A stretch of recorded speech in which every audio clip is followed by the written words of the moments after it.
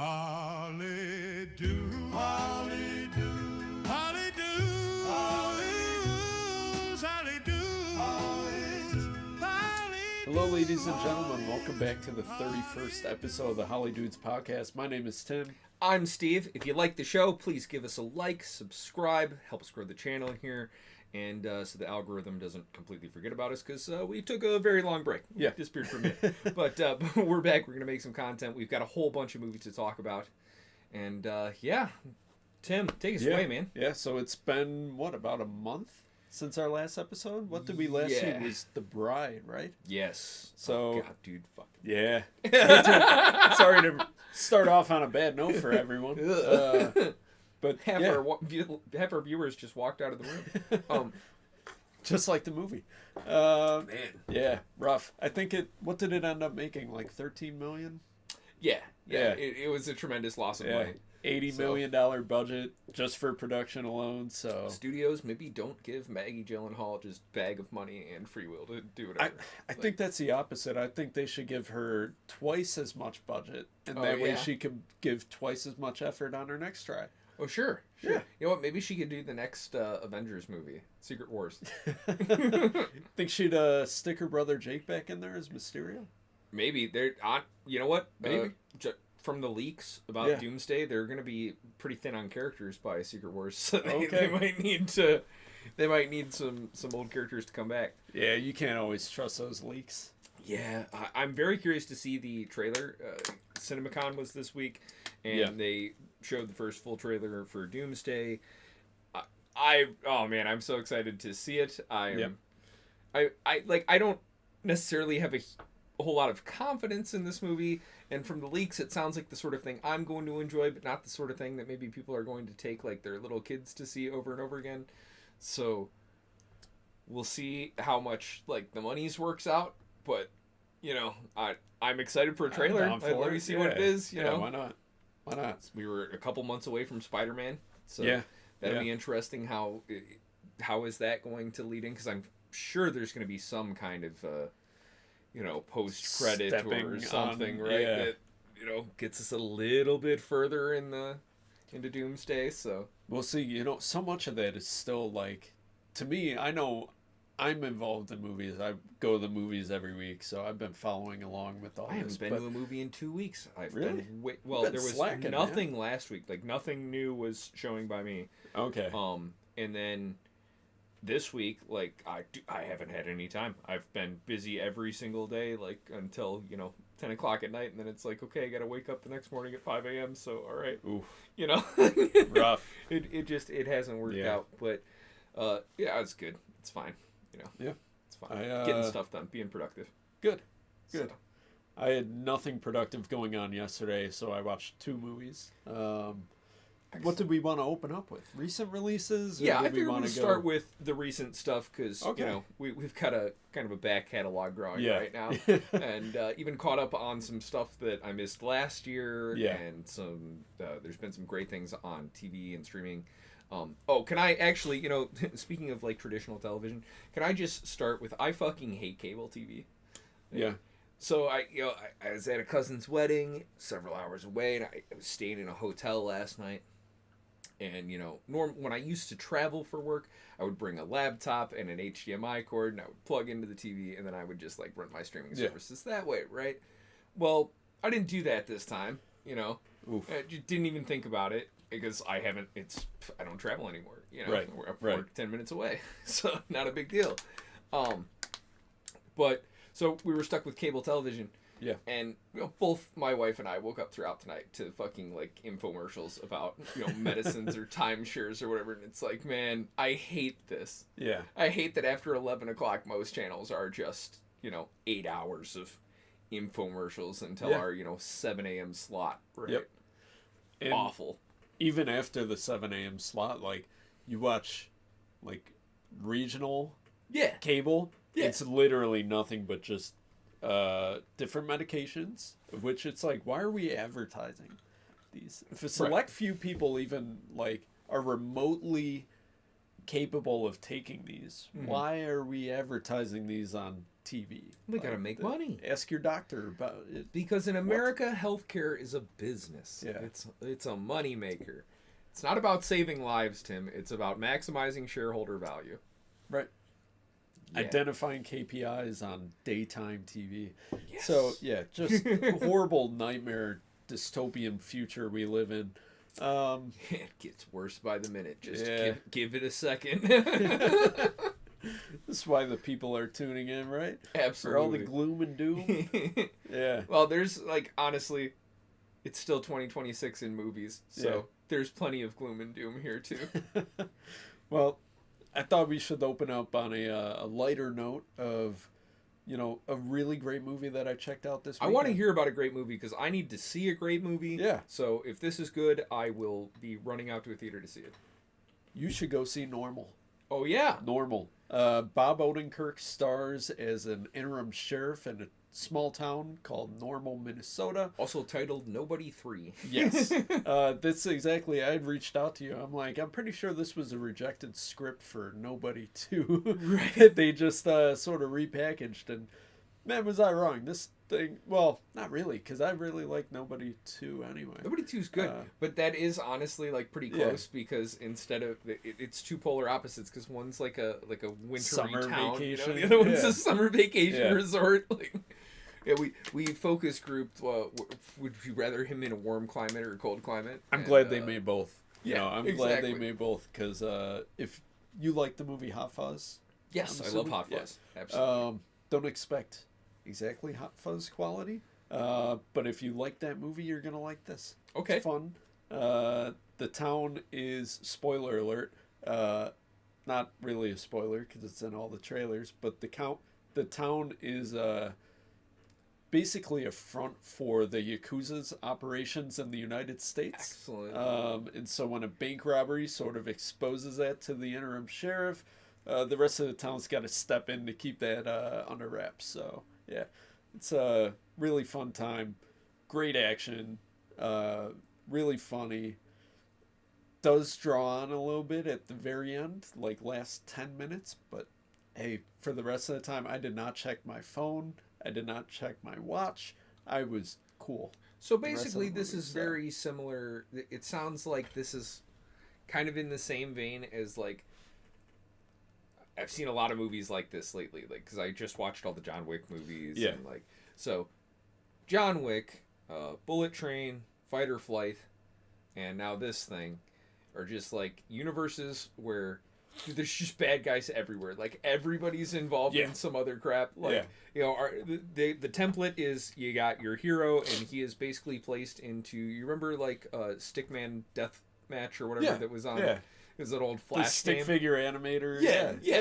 It basically throw him into that. Yeah. Everything you encounter is a bad guy that wants to kill you. Yep. Good luck, man. You know. That's essentially what this is, and it's a fun time, dude. The mayor is played by Henry Winkler.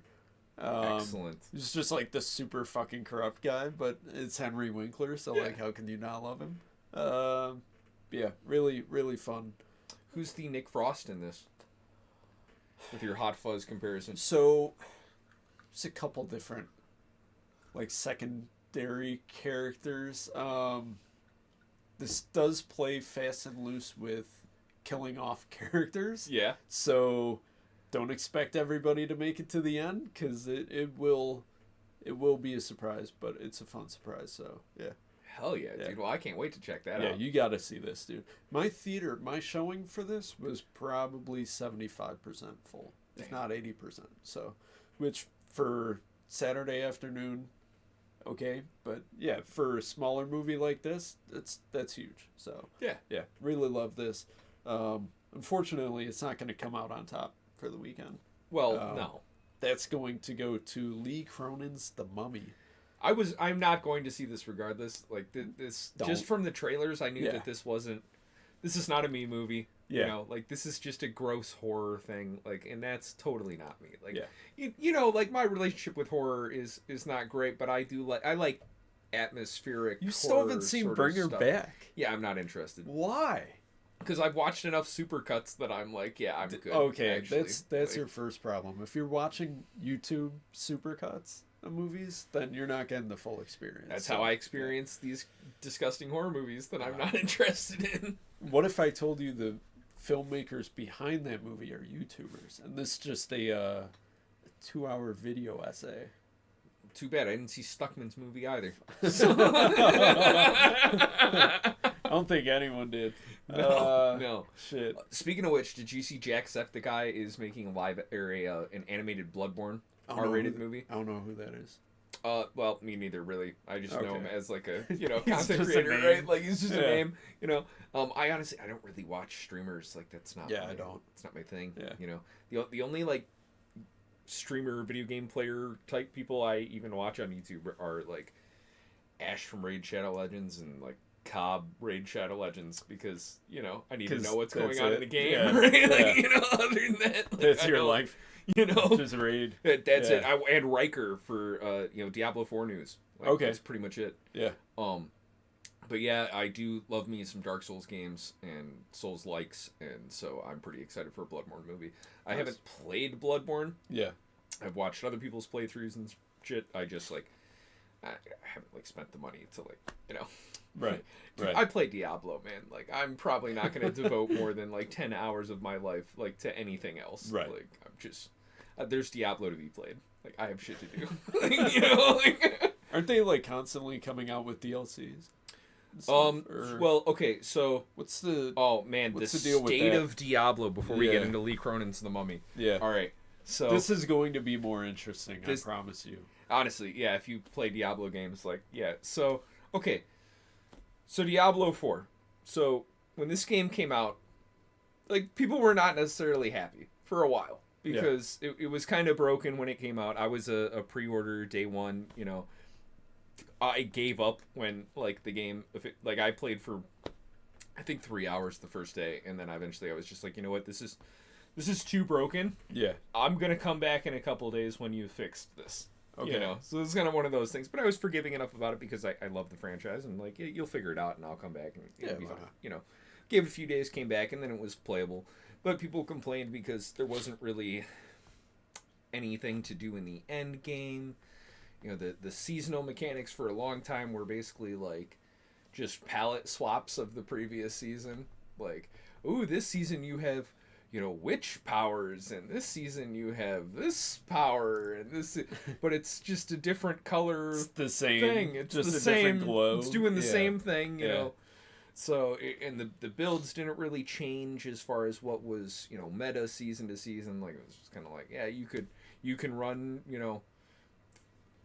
Fireball Sorcerer, and it's fine, just, forever, right? So, people were not, super thrilled about that, but they have done, a whole bunch of reworking in the past few months.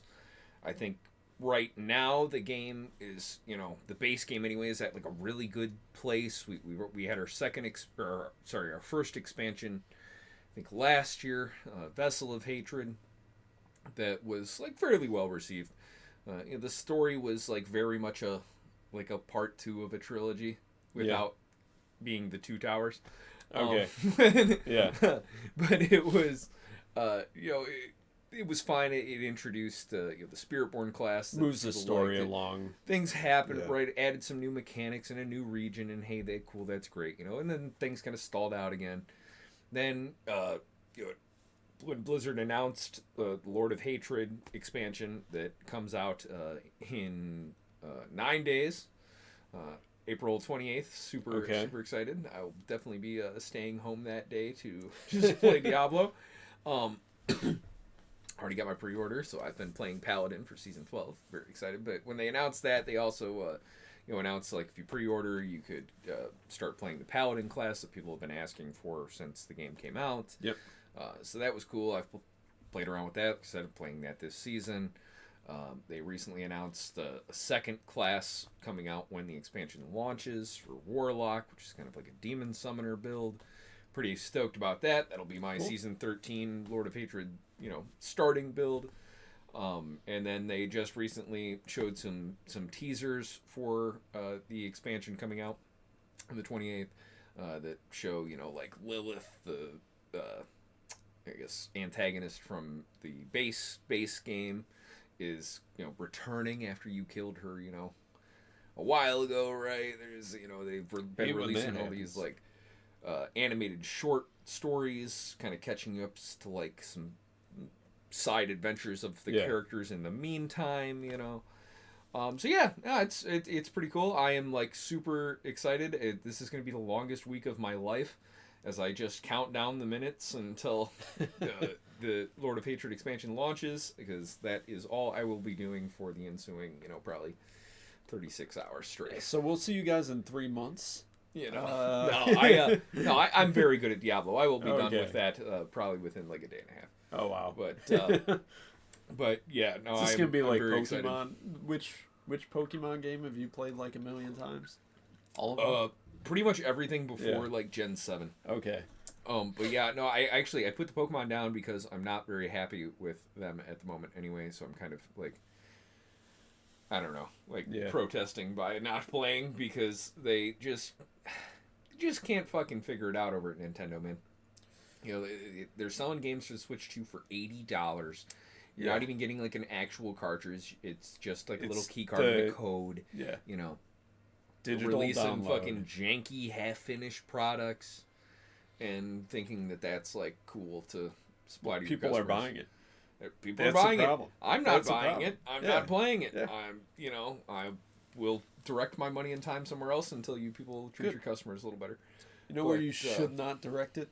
Probably not to Lee Cronin. Not to Lee Cronin's The Mummy. This movie was Love that transition, Tim. That was great. Thank you. I've been waiting.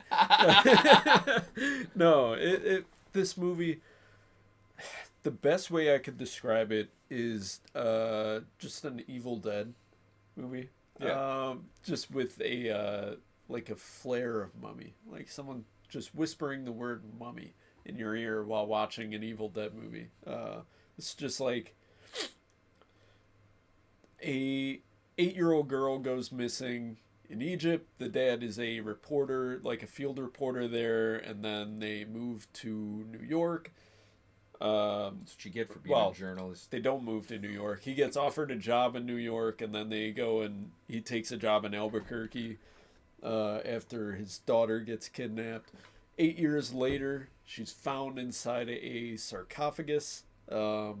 And of course, what do? They break her out. They send her through outpatient treatment and get her ass into a home with 2 other young children. So that's one thing I've seen in all these reviews for this movie, is that like, are you serious? She's like, in the hospital. You got this girl, and the scene is like, literally like 2 minutes long, where they're like, "Oh yeah, she cannot be around light or noise," and like we have her heavily sedated. Good luck. Yeah. There you go. Like, I mean, that's the American healthcare system in the end, though, right? Like, I guess, you know. Yeah, but at the same time, like, take out a loan, man. Put her somewhere. You know, she's not okay to be around kids. But yeah, clearly she'll be fine. We just need to give her love and care. All right. Well, chicken soup and she'll be apples, mate. Yeah, no. They're like trying to cut her nails and they end up peeling a whole section of her leg off. I heard about that. Shit's there's some nasty body horror in here. Lots of puking and teeth and just. It reminds me of Send Help, where it's just like gratuitous bodily fluid. But is it like hilarious CGI like in it's pretty Send Help, or is it CGI. Like gross? Like that was the thing with Send Help, is like I could get past it because like, especially with the boar thing, it was like boar was like straight out of like, this is like a PS2 cutscene, right? Like exactly. It's fine. Yeah. At that point, it's funny. Like it's like, oh, it's Rachel McAdams and a tennis ball on a stick. Like that's all this is. Like yeah, this is but this wasn't like tonally. It's trying to be serious at some parts, and then like just going full camp in other parts, and it's all over the place. This movie's probably got some tonal issues there. Yeah. Toenail.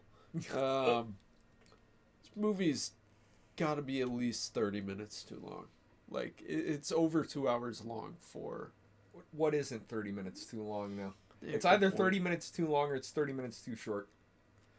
there have been way too many that are just 30 minutes too long, though. Yes. What's the last movie where you're like, oh, that should have been longer? King Ivory, that I'm going to talk about later in the show. Yeah, we'll get to that. Yeah. Good plug.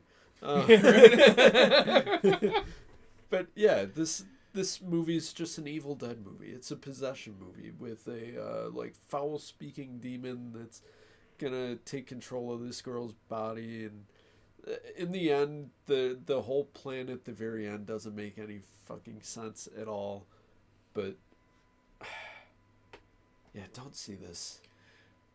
Understand, I won't see it, Tim. I'm glad that I get the endorsement to not go see this horror movie. If you love Evil Dead, go and see it. You'll have fun, I guess, or try. See, I liked the Bruce Campbell Evil Dead thing, where it was like campy and hilarious, and like, you know, the one, I can't remember which one it is, where it's basically like, it's almost like He-Man, Army of the Dead. Yeah, like where he's you know, it's like basically fighting Skeletor's army. Yeah, you know.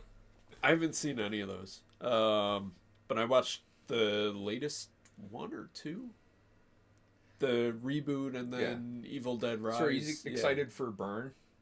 What is Burn? Evil Dead Burn. Oh, yeah. I saw the trailer for that before The Mummy, and the trailer's pretty cool because it's just like a one shot. Yeah. Of this girl like crawling around as a zombie throws people around a room. So that was pretty cool, but I don't know. We'll see. I was excited for The Mummy. I was really excited because I had heard like such great things about these early screenings at festivals, and people are saying this one of the scariest movies they've seen. There's not much horror to this. Like, it's just like gross out. But that's such a great way to get 40% on Rotten Tomatoes. Yeah. Everyone who says that wow, this is the grossest thing you've ever seen. This is so horrifying. And then you go into it, and then it's like, this movie bombed because you didn't deliver to that. Yeah. You know? Because like I said, there's like the toenail. Yeah. But then not much other of the rest of the gore was like, oh, I gotta cover my eyes. Yeah. Like, I don't know. It didn't feel like they were trying to be a horror. It felt like they were just being like, just gross. Yeah, let's just be gross. Which, not for me. Yeah. So, yeah. Not my cup of tea either. Yeah. I've seen the Saw movies and the Hostels and all that. Yeah. I'm like, dude, that shit died in 2000s. I'm good. Yeah. The last movie that I saw that did that, like, well, was The Ugly Stepsister, and that's just because it had everything else in there. It wasn't solely relying on just being gross out. It was also, like, really just incredible set design and costume design, great acting from the leads. Like, yeah, you bought into that world that they had. But this one was just like, there's so much shit going on here that doesn't make any sense, that I'm not interested. Yeah. So, yeah, those are my thoughts. Go this weekend. Go see Normal. This week, go see Normal. If it's 3 weeks from now when, you know, our video decides to get uploaded because we have problems with Clipchamp or video editing software again, go see Normal anyway. I'm pretty sure it'll still be right. Then it'll be on Prime. Yeah. So check it out. Pay for it. Hell yeah. Pay for it. Good stuff. Yeah. Good stuff, man. Well, in our long list of giant movies, do we want to talk about Project Hail Mary next? Yeah, because that's going to be in theaters for a while. Yeah. It's making a lot of money. Yeah. Basically holding up Q1. It's a good movie. Yeah, I did not like it. Really? Okay. But I didn't really like the book. It's not... Okay. It's not serious enough for me. You know? Like, it just, like... Okay, if you are doing a science movie... Yeah. Right? I needed this to follow the rules that you set. You know? And this movie doesn't do that. Like, they're very strict that there is no, like, re-entering the atmosphere. Yeah. That ship does it twice. Yep. You know? Like, it's not... I don't know. I didn't enjoy it. But I think I'll let you take it because... I thought it was fun. You know, I didn't take it seriously. It's a Miller and Lord movie, so it's not going to be fucking highbrow. I'm not expecting Interstellar. Wasn't necessarily expecting Interstellar, but like not some like contrived nonsense to like how do we get Ryan Gosling just interacting with this rock alien as much as possible? Yeah, I feel like they were leaning way too heavily into that. They wanted to do almost like a Baby Yoda sort of thing with this rock. Where it's like, how do I make people endeared to this thing that maybe I could sell merchandise? Yeah. You know? And that really, as soon as they learn each other's languages, they're just like cute friends. Yeah. All of a sudden, and it's like, this doesn't feel natural. They both have really high stakes here going on, and they're just like chumming it up. Oh yeah, Ryan Gosling's like a completely unserious character in this thing. Right. Like, he's not a like. It doesn't logically follow that even if he understood some kind of science about this, that you would decide that, like, of all the people you could send, this is the guy you're gonna send. Which is funny because he sort of makes that pitch in there to them. The honestly worst part of the movie was the scenes back on Earth. I'm like, you didn't really need this because you're telling us that he's got amnesia, and at the same time showing us everything, and like there's no dichotomy between his personality on Earth before getting amnesia and his personality in space after. Like, he's the same exact person. Like, I fully believe that he has all of his memories intact. Yeah. There's no stretch there, but there's a stretch in the runtime because this movie it's way too long. It's over 2.5 hours. Yes. And the amount of action pieces, there's like one. Yeah. Yeah, and I'm sorry, but like the needle drops doesn't do it for me either. Like, I'm not interested in a movie just because, like, you know, oh my gosh, look, it's like recognizable music playing, and it's you're gonna play Harry Styles like 5 times in one movie. That's a lot. Like it's a lot of Harry Styles, you know.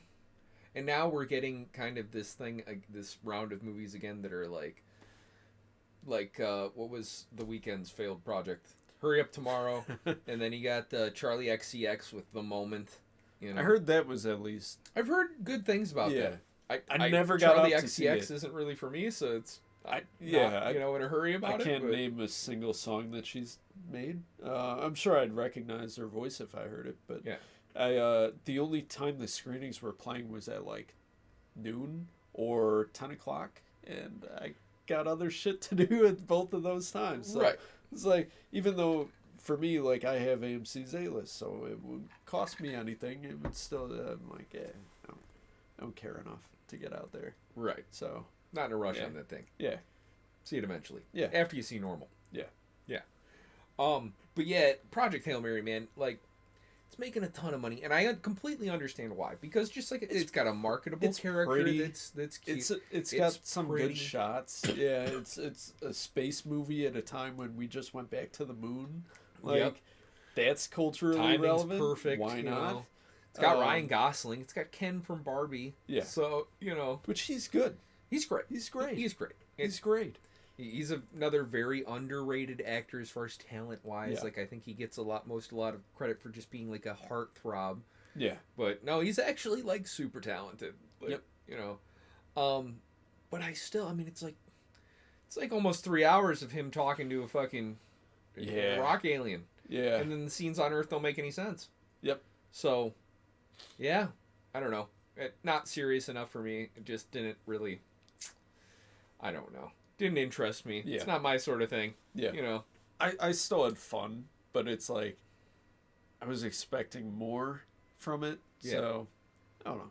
I'd say check it out if you're interested. I guess. Yeah. A lot of people like it. So I mean maybe that's reason enough to recommend it. You have the two biggest haters in the world. Yeah, we're giant haters. If you're a fan of the show, it's because we kind of shit on everything. Yeah. But, you know. But, yeah, I mean, I didn't like it. I was not a fan, and it was funny because I was walking out of this theater, and, you know, there was plenty of people there. Yeah. You know, and I'm talking to the manager. She's waiting for me because it was the first showing of this thing. So, like, when I go to those, she always, like, I talk to the manager at the theater afterwards. She's kind of, you know. You just rant at her. Where we sit on this thing, right? You know. Yeah. So she's got something to, like, tell people, right? You know, this is a small local theater. Yeah. You know. And so I'm talking to her, and I'm like, yeah, I didn't really like it. And several people, like, as this conversation's going on, stopped and were like, yeah, no, I didn't really like it either. You know, so, like, apparently didn't register with the rural America crowd. Yeah. But yeah, no, it wasn't really for me. It's because I believe in science here. Yeah, right. Right? So, that alien's going to hell. I don't want to see that on screen. if he doesn't pronounce Jesus as the Lord and Savior, I'm not watching it. If it's not made by Angel Studios, I ain't watching it. Dude, honestly, the Angel Studios movies kill out here, Bro, man. Like, they're fucking always so insane. busy out here. Like, Solo Mio's got a full crowd.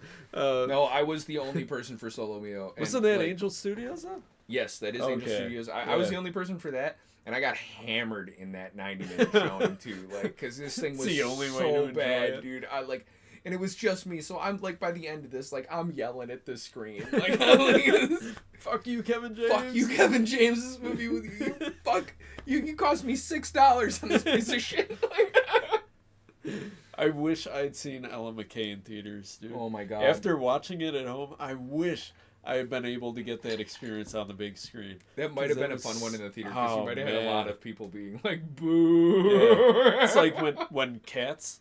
Yeah. When Cats came out and people were just like going there to hate watch it, yeah, that would have been a fun time. But yeah, there were some bad movies that, like, not enjoyable bad, but we've seen some stinkers, man. Some turds, man. Some turds this year.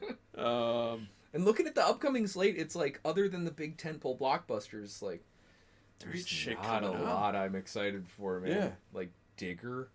Digger is gonna be great. I'm excited for that. It's Tom Cruise. You know, but like, and then, you know, of course, like, I want to see Spider-Man. I want to see Doomsday. I want to see Dune 3, right? Like, Clayface comes out in 6 months. Pretty much like 6 months. You know, in one apparently week, there was a little bit of a teaser for that at CinemaCon, but I haven't gotten to see that yet. It's 6 months out. Like, we've been getting. That's what I was saying about Spider-Man. There was a trailer for the Odyssey, like, a year and a half before it's scheduled to release. Like, that's crazy, dude. How are we getting 6? Because that thing probably has a marketing budget of $300 million. True. Whereas some movies are just going to pull a Cloverfield Paradox and be like, hey, this is out. Go see it. My problem with the Odyssey is, like, I, of course, am so hyped to see that thing. I think it'll be a lot of fun. This is going to be such a bomb.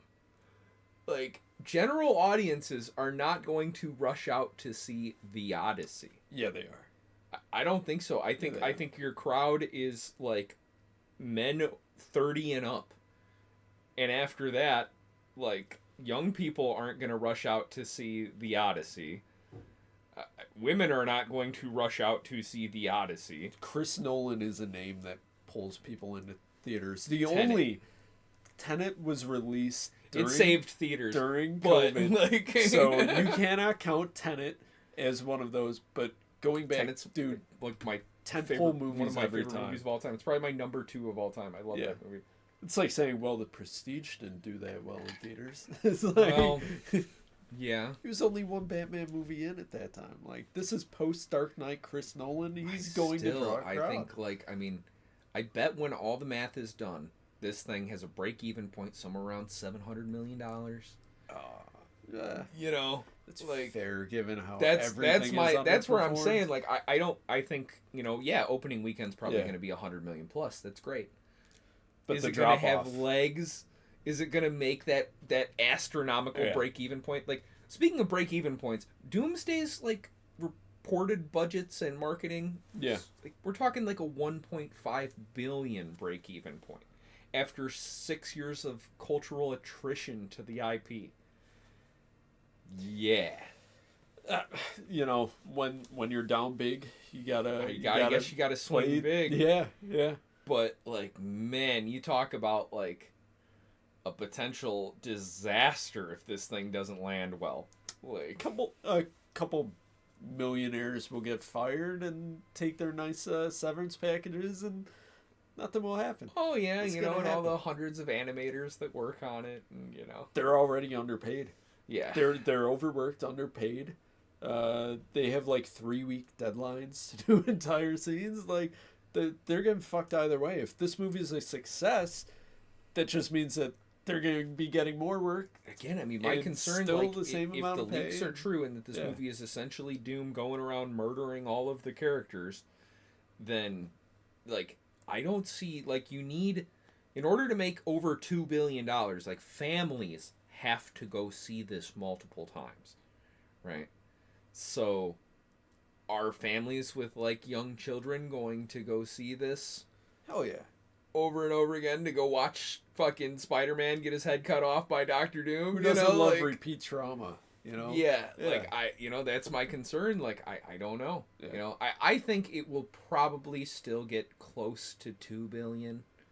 Just because, I mean, it's fucking Avengers Doomsday. Yeah. You know? Yeah. But, I mean, that's thin. That's a razor thin profit margin. Very thin. You know? Yeah. Yeah. So, we'll see. We'll see. Interesting stuff. But yeah, man, Project Hail Mary is a thing. How about tell me about Slanted? I forgot so much about this movie. Yeah. It's not all white people are bad. I don't know. That's what the trailer is. The trailer is white people are bad. That's why I skipped this one. So when I saw the trailer, I was immediately like, oh, they're doing a Substance meets Mean Girls. Yeah. And that's exactly what this movie is. So, like, the marketing, at least, was good because it told me everything I need to know about what this movie was going to be. And, yeah, that's all it was. Go, if you want to see a good movie about beauty standards, watch The Substance. If you want to watch a movie about high school girls is it as being gross mean, as watch The Mean Substance? Girls. And no. Yeah. This one's more of it relies heavily on the dramatic chops of the main characters. Okay. So, and she's a great actress. But yeah, or actresses, I guess. Yes. She turns white. She gets self-gentrified. Yeah. No, it was fine. You know, if it's free, check it out. But I don't know. There's two better movies out there for this. Yeah. You know, go see those. Okay. Yeah. Yeah. I'm probably gonna skip it. I'm not. Yeah. White people bad's not my thing. Yeah. Undertone. I had a blast with this.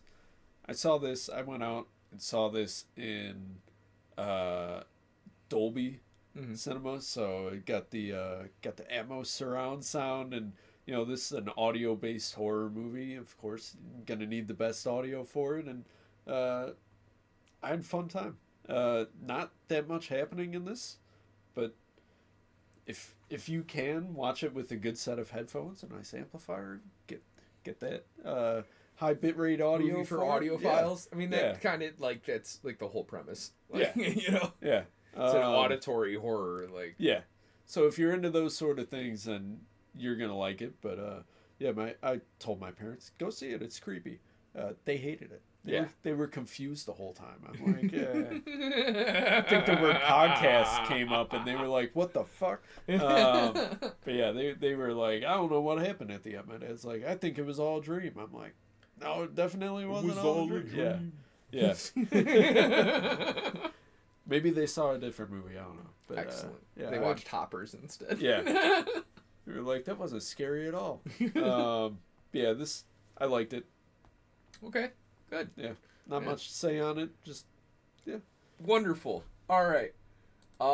Okay, I saw this. Ready or Not to, Here I Come. Allison also saw this, but she's taking a nap, so we won't get her opinion. Yeah.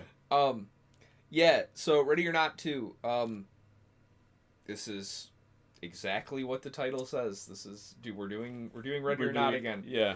Round 2. I thought it was fun, but it lacked any of the like panache of the first one. Yes. You know, the first one is an instant classic. Yeah. This was just like, what if we did a lot of that stuff and we made it funner?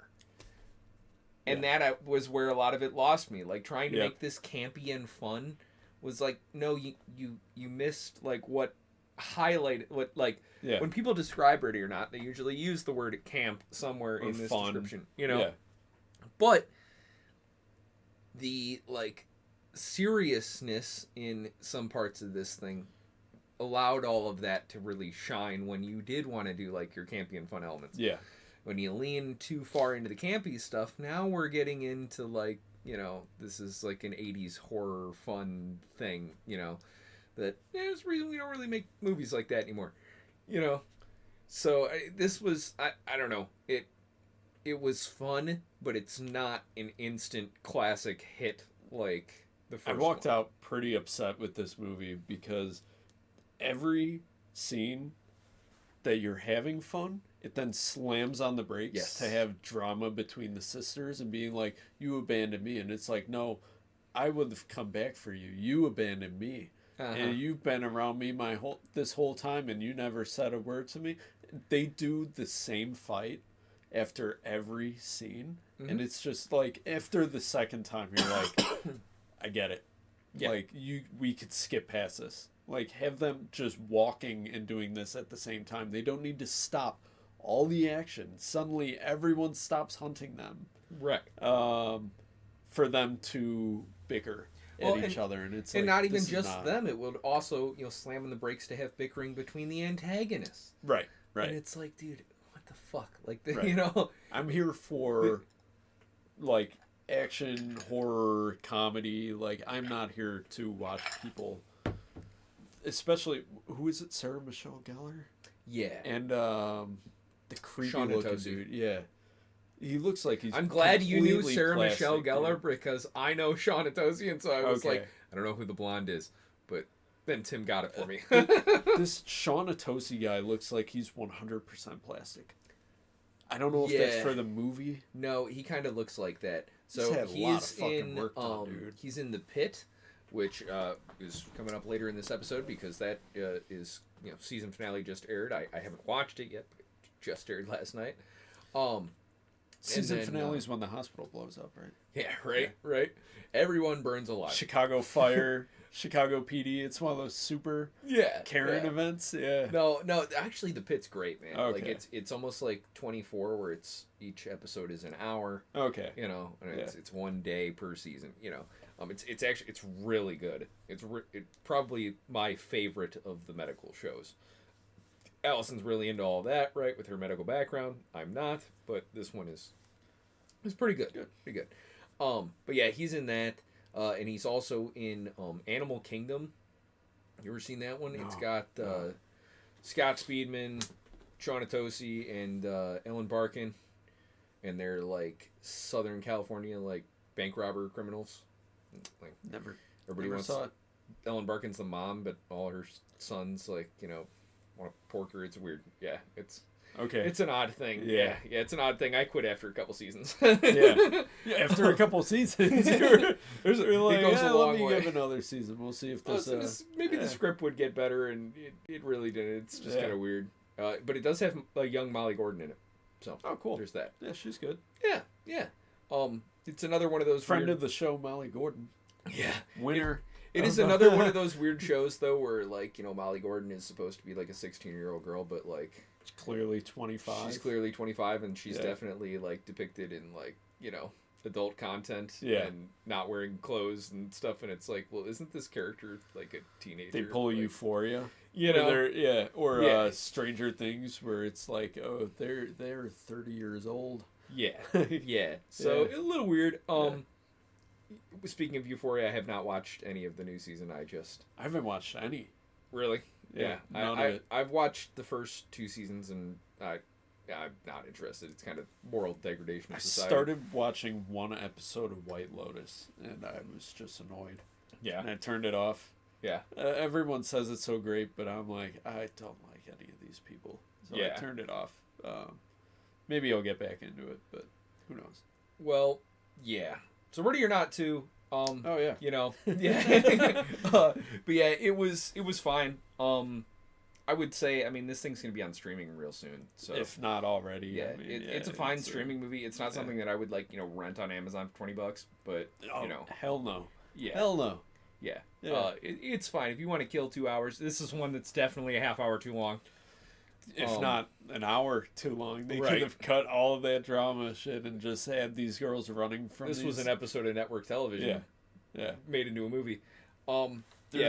they missed a couple opportunities here. Like, I told you as soon as I got out, I'm like, dude, why, if they were going to play into this whole, like, oh, it goes on to the next generation, I'm like, they missed an obvious layup of a fucking gag of having a baby run out there with a hand grenade, like, chasing after these girls. Like, why did they not do this? You know? Like, it could have been 2 minutes of just having this, and it would have been classic, but, yeah. They missed it, so. I'm glad the goat survived. Yeah. Oh, yeah. You know? Yeah, sacrificial goat. Everyone just dives into this pool. Fucking that was so stupid and so predictable. Man. Like, yeah. That was a terrible movie. But so, go see it. Go see it, but like, watch it. You know, why not? You know what was pretty much the same movie that I saw a week later was They Will Kill You. Oh, yeah? Which also just has, like, it's Zazie Beetz trying to survive a hotel of people trying to kill her. There's a twist in there. I'm just gonna go ahead and spoil it. So if you want to check out a bloody horror movie, well, not even a horror movie, Zazie Beetz just doesn't do it for me, man. She's pretty. Chicks with unibrows aren't my type. Just can't do it, man. Damn. There's a really, like, robust esthetician, like, you know, network in this country, so, like, you know, just fucking wax your goddamn eyebrows, like, you know. Damn, maybe it's her calling card, man. This is why she gets casted. It's like Mia Goth doesn't have eyebrows. Why does she get casted? I don't find her especially, like, attractive or talented either, you know. I don't think more talented than Zazie Beetz, but, like, I don't know about that. Oh, dude, I don't know. I don't know, man. She's good in, like, Pearl and X and all that. Like, I did not care for those. Yeah. Everyone was talking them up as, like, oh, this is the next big, like, step. Like, this is a new generation of horror right here. It's just like Texas Chainsaw Massacre, but without any, like, original thought to it. I did not care for those movies. I thought she was good in it. I don't like her. I don't like her face. She ruined Infinity Pool for me. Like, how are you gonna make a Skarsgård movie, like, bad? It's just this bitch on there screaming without eyebrows. Well, you know, I hated The Northman the first time I saw it. And I rewatched true. I don't like it. Well, I rewatched it recently, and I liked it a lot better in the second the burping and farting scene. As soon as that came out, I'm like, I'm done. Yeah, this is stupid. Yeah. I don't know. I like it more in the second watch. But yeah, the They Will Kill You is pretty stupid as well. It's got some cool, like, fighting, but the entire premise is just dumb, dude. Yeah. Basically, this hotel has made a deal with Satan, and if you devote your life to him and make a sacrifice, then you'll live forever. It's literally, instead of power or control of the entire world, it's now, oh, you'll be immortal, but you can only stay in this hotel forever. Excellent. And it's sister drama again of you abandoned me. No, I didn't. I was coming back. You didn't tell me anything, and you left me. And they do this after every fight, and it's just, dude, I was so tuned out. Well, they're women, so they can't, like, you know, take personal responsibility and move past the problems. So, well, you know, what else is new? It's the screenwriter's responsibility to, like, use this sword on a wall and just chop all their fucking heads off. You know, like, come on, save me. Yeah, save me from this. Because this, I don't know how they didn't. It's the same studio that made both of these two. Yeah. So how did they not get the hint of, like, we would be massively stepping on our own toes by releasing these back to back? Just a dumb fucking release. Dumb movie. Every studio needs a tax write-off, Tim. Yeah. Well, it seems like it's been nothing but tax write-offs this year. Cause, there's a lot of that going around. We did see a good movie. Yeah, before we talk about that, I need a refill, so let's take a quick break and we'll be right back. We'll be back. All right, so we're back from a quick break. The drama. So this is the best thing that I have seen all year as far as, like, a 2026 release. It's provoking.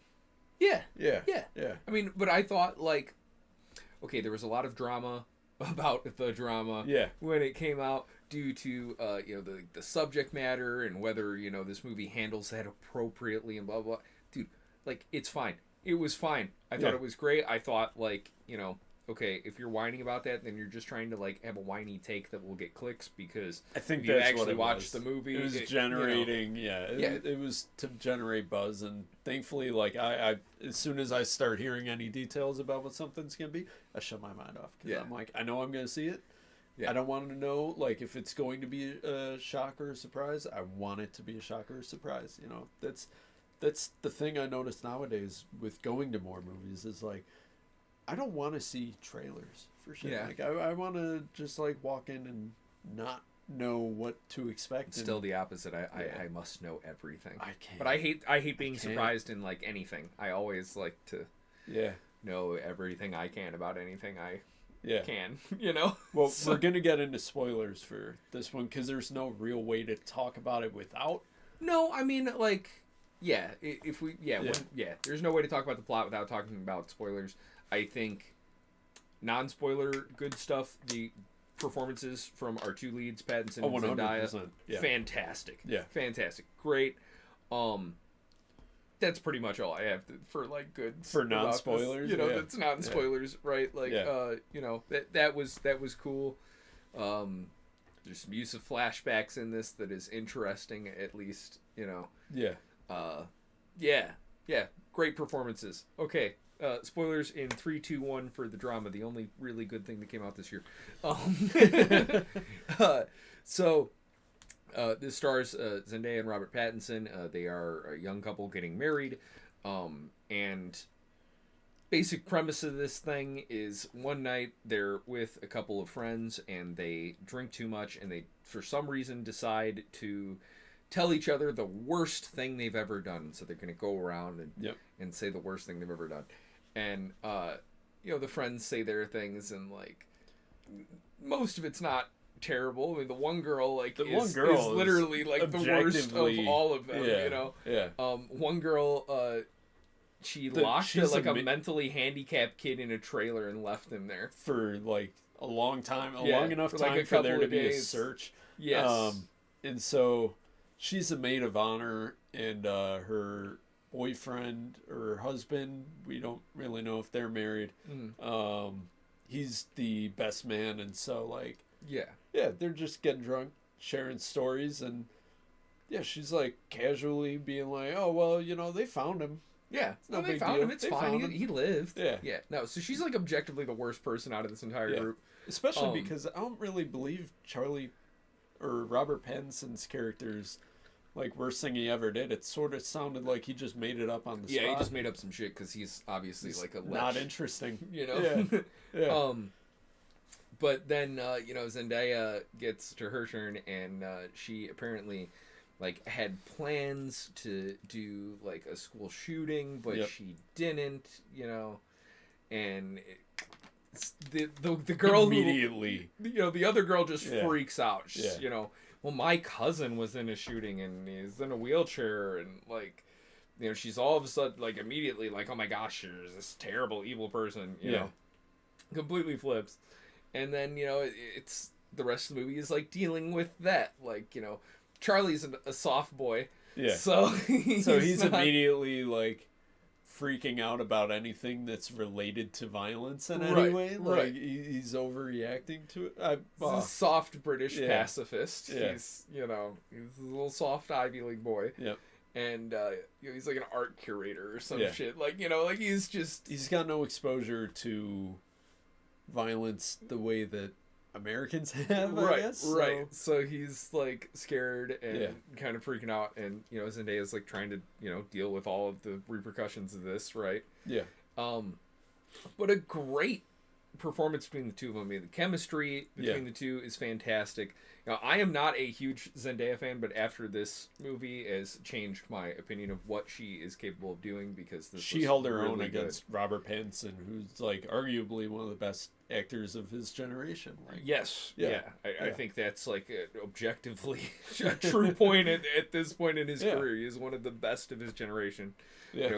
Which is just the coolest thing to me. Like, people still he's the Twilight guy, but, like, Yeah, he was the Twilight guy, and have you seen the rest of his work? Like, he's incredible. I remember when with that one horrible role, the Rover came out. I'm like, holy shit. Yeah. Like, dude, what? Like, all right, I gotta see more of this guy. And everything since, even Mickey 17, which sucked. He's the best part of a terrible movie. Yeah. Yeah, and he carries a lot of the things that he does, too. But what's crazy about this movie even is Tenet, like, if Tenet didn't have Robert Pattinson, like with that kind of a like charismatic performance in suit and like with his suits in like, there, I don't think it would be the same movie. Yeah. Like, but you have then, Robert Pattinson and, Michael Caine to like pair up with, John David Washington and kind of, help navigate those scenes, right? John David Washington, I'm sorry, your dad is great, but he's just not cut I out like for him, but it. he's not as cut out as like a serious not dramatic a leading actor. Man. He's like, not a leading man. He could be. I feel like he should do some nice supporting roles or some different characters. Try something new. But like I like him though in a sense that like I think he is best when like a young Matt Damon or young like Leo, where you pair him with veteran actor, really good vets, and allow that to kind of, do control something. the right. Yeah, he's outstanding in Tenet. I fucking love him in Tenet. Yeah, but he's surrounded by some of the best actors of our time. Yeah. So, Zendaya proved that she can hold her own. So she did a great job here. By the chemistry, by the rift in chemistry, the tension between them, like, played out well. Yes. No part of it felt like, oh, they're just being over dramatic or this or that. Like, you buy their characters, so you buy the things that they do. So I will issue my formal apologies, Zendaya. You're much more talented than I give you credit for. Definitely grown as an actress. Congratulations, this is fantastic. I think there's one apology crossed off the list of know. many apologies. We still we haven't apologized to Caleb Williams. I'm not apologizing until he brings us a Super Bowl. Oh shit, dude! No, he made a pass over 15 yards, so I gotta apologize to Caleb Williams. He had a hell of a season. I need a 4,000-yard season, and I need a Super Bowl, man. All right, like, Next year. like, but think about that, like in the history of the Bears, right? When you look back on it, because Cutler had good seasons too. Like, fuck, we went to the Super Bowl with what, like Kyle Orton.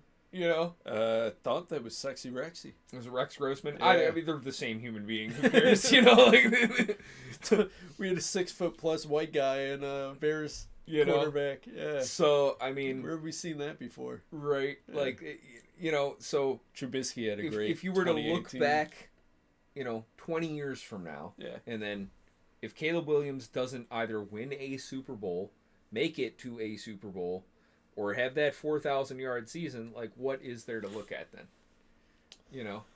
Like, if hopefully we're a it's winning not just a team great for 10 sophomore years, year. great. But like, if there's no Super Bowl and no 4,000-yard season, then what are we what are we doing here? Yeah. Like, because history's not going to remember a quarterback that he wins 10, 11 games a season. He sold a lot of throws 3,700 yards. He sold a lot of jerseys this year, so that's what he. Yeah, made a lot of money, but like in 30 years, no one will remember your name. Steve might not be willing to apologize yet, but Caleb, you had a hell of a season. I take it back.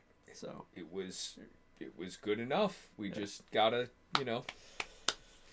4,000 yards, man. 4,000 yards. It was like 3 yards short of Super that. Bowl appearance. Like, I need these things to happen because I need like a historic, like not like a greatest of all time. See, I don't give a shit if you throw for 5,600 yards, right? But like, just 4,000, 4,001, so that you could at least say, yeah, the Bears have a 4,000-yard passer, which is qualification of a really good quarterback.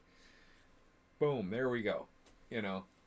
Like, I don't know, because we also have, like, look at the weapons we have on offense. Like, you give those guys no credit then in your 3,900-yard season, True. Like, yeah.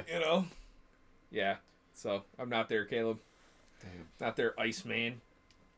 Okay. But yeah, dude, the drama really, really good. Yeah. Really, really good. Yeah. I definitely recommend go out and see this thing. Yep. Well, if it's still showing near you, or if it's not, find it on streaming. Hell yeah, it's great. Check that out. It's the best thing I've seen all year. It's the only thing that, like, you know, and it's not really even my like style or genre of movie. I don't think I'm gonna rush out to see this thing again. But it was, you know, I did not leave the theater disappointed. Oh yeah, no, I walked out being like, I was not expecting that, and I had a great time. Right. Yeah. Which, you know, I've been doing like the fucking walk of shame out of the theater for the past few months. Like, it's just, how was it, dear? I didn't like it. Okay, I'll see you. I'll see you next week. Thanks. You like the Bone Temple, right? You like that? Yeah. I mean, ish. I don't know. I like the first one better. I could have done without the whole, like, you know, music video in the third act. Who doesn't love Duran Duran? Or are you talking about with the Number of the Beast? The Number of the Beast. Oh, okay, I had fun with that. Yeah. I don't know. It was fine. Yeah. Like, but like, no, the drama was better than fine. Okay. You know, I want better than fine. Yeah. I want to come out of the theater and be like, yeah, hell yeah, that was an hour and a half of my life or 2 hours well spent. Yeah. Not like, well, that was not horrible, I guess. You know? Yeah. So, yeah, I thought it was good. What's the next thing we got? Tell me about I Swear. I Swear. Yeah, this is another great movie, man. This one sort of like Song Sung Blue for me, because midway through the movie I realized that nothing good ever happens to this guy. This movie follows who's the lead actor? Robert Ermale. Ermale. He's playing he was John Davidson. Yeah, he was young Ned Stark in Game of Thrones. That's all I knew him from. Dude, this guy can act. Good. He is great in this role. John He's also Davidson. a young Elrond in the Rings of Power. Okay. So he's playing young legends. You know? Who doesn't love John Davidson? Apart from the people at the BAFTAs apparently didn't like him, but they're fucking ignorant. So you know. Yeah. And I feel like anyone who was criticizing him should watch this movie because, damn, man. Or like, you know, maybe just like understand Tourette's a little bit. You know, like it's you know. Yeah. If it was any other disability, you would, you know, be out here. Oh my gosh, it's you know fine, and you know, so like fuck off, fuck off with your fucking award show, man. I would not apologize for that shit. No, fuck no. You know, it's like Sabrina Carpenter apologizing for being like weirded out that someone's just like. And people are there's like, a time and a place, people. Well, right? And the thing is too, like, so I was like in bands when I was a teenager, a young man, right? Like, so, and I've obviously, you know, I'm not playing, you know, a sold out massive concert venue like Sabrina Carpenter, but even playing little tiny shows, dude, when you're up on stage, you can't fucking actually hear. No, she's got IEMs. You're getting like cadences. Yeah, she's got an IEM in her ear. She's got, you know, fucking million things to worry about. Choreography, right? Actually playing, and your adrenaline's going, and you're something's like, off. You're just know, like doing the show, you know, if you hear, you know, something like that, then like you're probably gonna be like, what the hell was that? Yeah, you know, yeah, like. So yeah, dude, it's fine. People are just finding a reason to hate on Sabrina Carpenter and suck my dick, bro. Like that's my fucking girl. If you come for Sabrina Carpenter, you coming through me. We'll fucking take it outside. These pretty white girls have it too hard these days, I tell you. You know, dude, I saw the fucking. I don't know. Did you see the house tour music video with Margaret Qualley? No. I'll have to show you that. Okay. Yeah, we'll do that after. Yeah, Sabrina Carpenter put out a video for house tour, and it's like directed and starring Margaret Qualley. So I'll have to show you that. I Swear. John Davidson, growing up in Scotland as a preteen, starts developing tics, which at the time that he starts getting them, no one really knows anything about Tourette's. You gotta wear some bug spray, man. Yeah. I feel like tics, I just heard a report that tics are at like an all-time high for this year so far. So yeah, no good.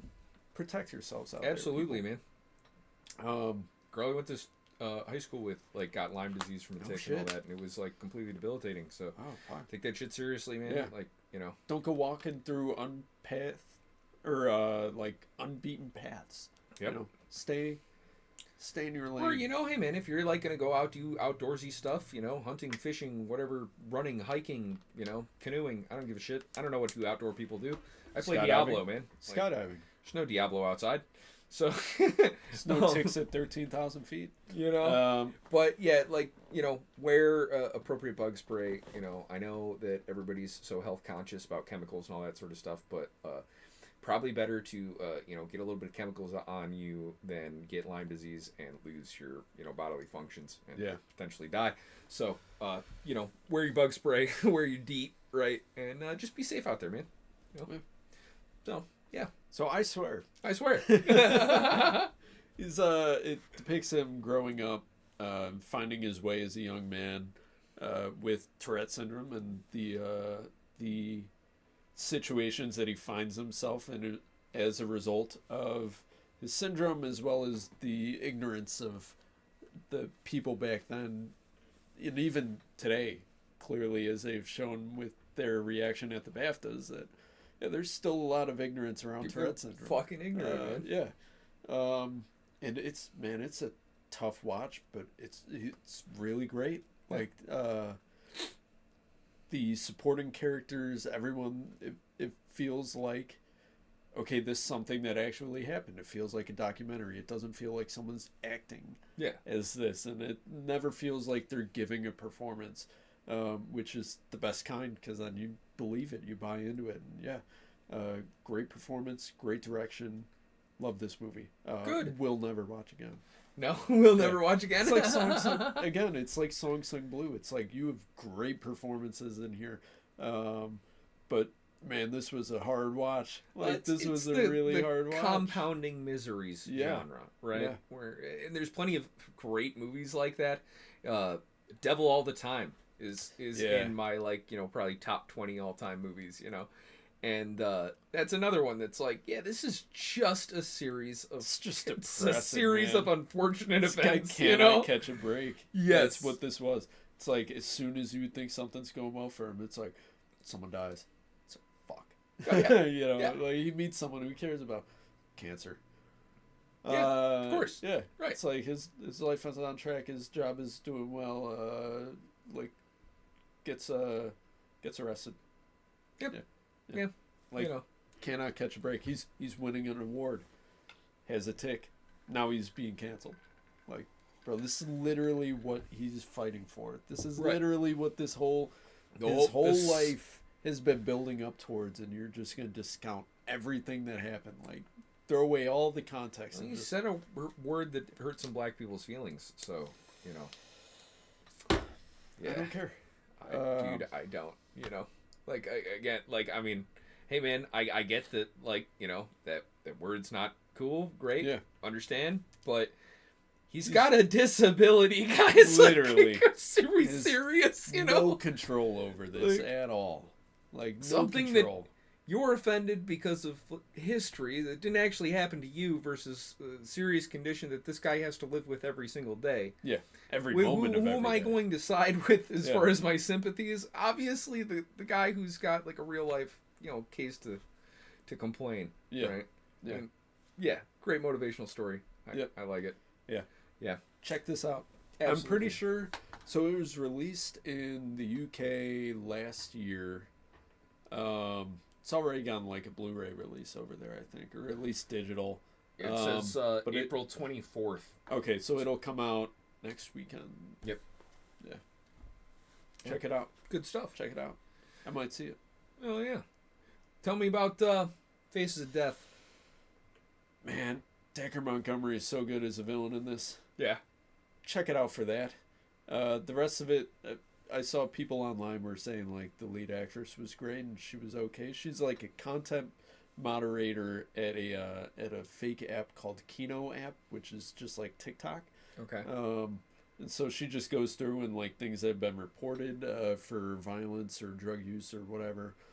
She just goes through and actually verifies their, you know, should they be taken off the platform, or, you know, get a little content moderation flag on it or whatnot. And of course it's like a video of woman like showing how to practice safe sex using a condom like gets removed for sexual conduct or sexual content, even though she's like applying the condom to, I think it was like a banana or something. Yeah. A video of someone being like, here's how to administer Narcan. That gets removed for drug use, but it's like actual videos of people like getting knocked out randomly or like just crazy violence like that goes through. Oh, yeah. So there's I have been very on the meta. internet. Tim. Very meta. And so she comes across a couple videos that were flagged, and she's like, oh, these are real murders. Like, these are real murders being up here. And she, like, brings it up to her superiors, and they're just like, people love it.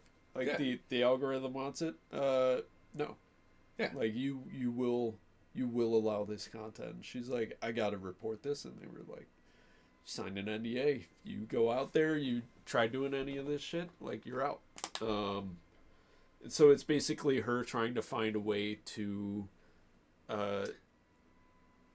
did you ever watch Don't Mess with Cats or Don't Fuck with Cats?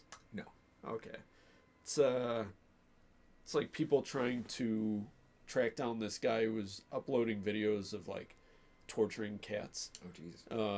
And it turns out like, oh yeah, he was actually like, this was all building up to him murdering a person and like chopping them up and putting them in a suitcase and dumping them somewhere. It was crazy. But yeah, I think they make reference to it during this movie. Okay. Yeah, some interesting gore, but dude, Decker Montgomery is a villain. This guy belongs in a completely different movie because he is just out of this world as this villain. Stole the show, man. Stole the show. Nice. But sadly, I feel like that's not going to be looked at all. I feel like people are just going to be like, Faces of Death, ew. Yeah. I'm not watching that. And so it's like, yeah. You ever see any of the like original Faces of Death videos? Yeah, I watched all the Faces, Traces, Faces 2 or something like that. Yeah, I watched at least 3 of them, so. Yeah, it's not for me. There were some rough parts. Yeah. Oh, for God. sure. Okay. But probably not as gory as what you checked out. Dude. Okay. So this is So people on the podcast know that in 2025, I walked out of only one movie. That was 40 Acres because it was just racial propaganda, the movie, and I was not interested in any of this. So, I have already walked out of my movie for 2026. That was the Super Mario Galaxy movie because I don't have TikTok, so my brain I don't think has enough holes in it yet to enjoy this movie. Super Mario Galaxy. So, obviously, this is the follow-up to, smash hit Super Mario movie that came out a couple years ago, right? And made, like, a shitload of money. Yeah. Like, all the money. It was in theaters for, like, 3 months. Yeah. Yeah. So, this, of course, make a bunch of money as well, but... Okay, so... Again, I walked out of this thing. I don't care about the plot. Not really interested, So, the animation was great. However, this movie moves at such a frenetic pace that you don't really get an opportunity to appreciate the cool thing that they've animated for you. So it was almost nauseating because it was just a flashing blur of fast-moving animations and images, and not very good. Gotta keep the Gen Zs and Gen Alphas... I guess, aware. Yeah. I mean, this was definitely tuned to their speed, not me. Chris Pratt, I don't know what was going on with his voice acting, but he couldn't make up his mind what Mario sounds like. Well, I think it's because he's not a voice actor. Right. I mean, and this is the problem with hiring, somebody just for like a name versus like, a professional voice actor that's any good at this.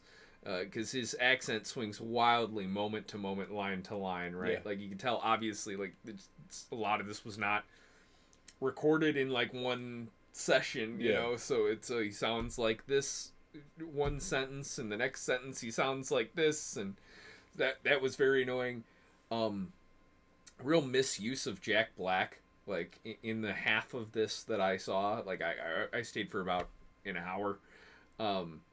He was nowhere near as fun or as lively a performance as the first movie. I stayed until spoiler, everybody has been talking about on the internet that Glenn Powell shows up in this thing as Star Fox. Didn't they announce that? Like, make a public announcement like a month ago? I don't know why. It's a spoiler. Yeah. So I waited until he showed up, and that was incredibly annoying. Like, as a Star Fox player in my youth, right? Yeah. It was not very good. The character was just, another fast, twitchy, annoying, quippy thing, just like every other character in this movie. So, I just had enough and didn't feel the need to devote any more time of my life to this thing. If you have little kids, I'm sure they'll enjoy this. If you're Is a it grown good for adult, them? No. And what was hilarious is like this was a really busy showing. I went to a theater about an hour away from me for this, and it was mostly full. And when I left, dude, the whole hallway was full of dads on their phones, like not wanting to sit through this thing. Like I was far from the first person to get up and leave their seat in this thing. Within 5 minutes, there was dads just popping up all over the theater. Like, yeah, dude, I'm gonna go sit outside because this is horrible. And but the little kids seemed to enjoy it, and all the dads stood up and went outside and waited for it to end. Contemplated life. Yep. They're just like, how did I get here? What went wrong? No Child Left Behind. That's where it all started. Yes. Yeah. It's pretty bad. Yeah. Pretty bad. I walked out of a movie. I don't think we even talked about this on the podcast. No. This is not a test. Oh, yeah? Yeah, I walked out after like 30 minutes. That movie was like fucking finding out that your lunch had been like rained on all day. Excellent. Just horrible. This was like the zombie movie in a high school thing, right? Yeah, based on a young adult novel, I guess. But dude, this movie sucked. Yeah. The performances were horrible. The camera work was terrible. Like everything, just there was nothing that compelled me to stay after like 30 minutes. I was just like bored out of my mind. I checked my watch, not even 3 minutes into the movie. Yeah. 3 minutes, not even 3. That's a bad minutes sign. into the movie. That's I was like checking my watch. I'm like, fuck this. That was like when we saw Nirvana, the band, that showed the movie. Yeah. And I like, oh my fucking god, it's been 3 minutes. Like, at least that one in the first 30 minutes made me laugh 3 times. Yeah. Right? Like there were the interaction with the the guy, the libertarian. Yes, that was going. Okay. That made me laugh. The rest of the movie, however, was so rough. I don't know if I laughed again until because like the 3 laughs in that movie are the libertarian, when they first arrive in 2008, and it's like, oh, look at all these billboards for like Bill Cosby and shit, like Jared Fogle, And then there's late in the movie, like the end of the second act, very end of the second act. Yeah, when he fucking shoots the guy in the trailer. Yeah, it's hilarious. Yeah, we talked about it on last episode, so it's fine. Yeah. It's already available to watch, so you guys are good. If you're Canadian, you might like it. Yeah, or a fan of the show, but like I've tried going back and watching some of that, and I'm like, I don't get this. It's not for me. It's not for me. But this movie had nothing going for it. Nothing was like, oh well, that could be an interesting angle. It's just like, I hate these fucking people. Yeah, I hate, like, there's no zombies in the zombie movie. There's no action in the zombie movie. It's literally just like a group of people talking in a hallway. I'm out. It made me think of, like, when you hate all the characters. I showed Alice an Anniversary like a week or so ago. Oh yeah, and she's the same. Like, I same finally opinion. Watched like, that. All of these people suck. Yeah. So like, I don't like. I get that maybe the conditions aren't great, but fuck these people. Yeah. finally... They are all terrible, except for Kyle Chandler. Yeah. You know? Yeah. Who's, like, stuck Yeah. with all these people. I finally watched it, and I had a hard time watching that, because I'm like... It's annoying. Yeah. It's annoying and like, cringy. Yeah. But kind of, like, knowing that it she's, was, like, there's no way all of you are going to make it out of this alive, that kept me going the first time, you know? And then when you watched it the first time and you're like, yeah, it's okay, this is going to get good eventually. Like, all of you are gone by the end of this thing. Yeah. Yeah. But, yeah, dude, Super Mario was awful. This Is Not a Test was awful. Yeah, Super Mario Galaxy, like, literally was, like, nauseating with how fast this thing moved. Like, dude, that's Gen A. They have no attention span. They don't, because... But how do you, like, your brain can't, like, I don't know. I couldn't keep track of, like... Okay, my problem with it moving so fast was that, like, these are really beautiful, detailed animations. So I actually really want to see the stuff that's, like, in this corner of the big screen and this and here, you know.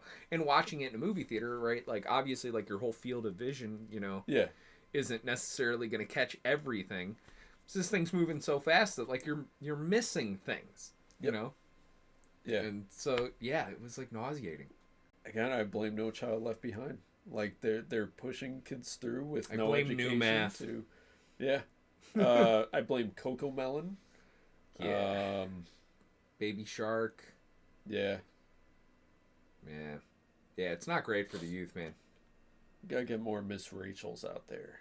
Yes. Yeah. And not just because she's an anti-Zionist. Oh my god. Yeah. Speaking of, you know, wars and stuff. Yeah. War Machine. Did you see War Machine? No. Dude, okay, so this was... I don't like Alan Richardson. This was fun. I don't like him. You know? Something about him just seems like, I don't like this dude. I don't know what it is, but, you know, like, I feel like he's going to have some Diddy shit somewhere, you know? I don't know. I like him. I don't trust he's got this whole, like, man of God thing going on. I don't trust him. I like him. He's kind of a Jim Caviezel. Yeah, I don't trust him. Oh my god. People are going to watch this in 10 years and be like, Tim was right. Well, Shouldn't have trusted him. Maybe. And when he got in a fight with his neighbor, I'm like, here it is. He's going to show everyone what kind of character he is. And then it's like, totally oh, the the neighbor's neighbor's fault. an asshole. Yeah. Like, fuck, man. Like, shut your mouth, dude. Shut your mouth. Dude. He's a man of God, dude. He's, like, doing the right thing. Hell yeah. Yeah, so we're the Duggars. Yeah, well, okay, yeah, you're not wrong. Yeah. You're not wrong. Yeah. It's fine. Yeah. But yeah, dude, War Machine. So, the best part about this thing is there's like a kind of a prologue, right? That's set a little bit before the events of this film, a year or two, something like that.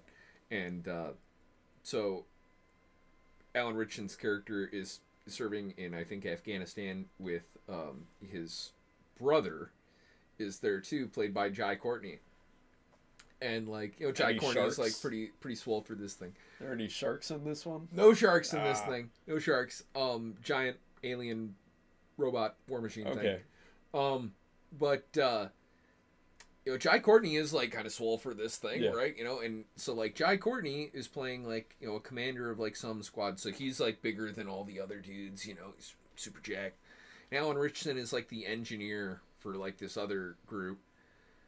Alan Richardson is like 5 of these other actors combined, dude. Yeah. Like, he's just an absolute mountain of a man. He's like fucking the mountain, or yeah, the mountain. Yeah, the mountain. Yeah, half or the hound. Half Thor Bjornsson, or however you say his name. Yeah, like just huge, and that carries through this whole thing. Like his brother. Spoilers for this movie that is free on Netflix. If you want to back out and watch that, then come back to this. Hey, cool, great. But like, spoilers 3, 2, 1. So Jai Courtney dies, and then, you know, Alan Richardson's all like, oh, wait, you know, and Jai Courtney dies in every movie that he's in, so right. You can't really... Right. Yeah. Well, so it was Jai Courtney's dream that they were going to join the Army Rangers, and so, you know, he, like, Alan Richardson, like, recovers after this attack that gets his brother and his whole squad killed and all this stuff. And then he decides he's going to, like, try to be an Army Ranger. So he goes through, like, the training thing, you know, whatever, and all this. Yep. And, like, the whole time, like, there's all these other, like, you know, military folks, like, training. And he's, like, you know, just towering above everybody. He's just this mountain of a man, you know. There's like never any doubt that like, yeah, you're gonna do better at this than like literally everybody because you're like fucking Captain America, you know. And so, you know, obviously he makes it through, and then he's all like, I don't want to be the leader, and they're like, well, we're gonna fucking kick you out if you're not gonna be the leader. Like, you have to be the leader. He's like, okay, fine, sure.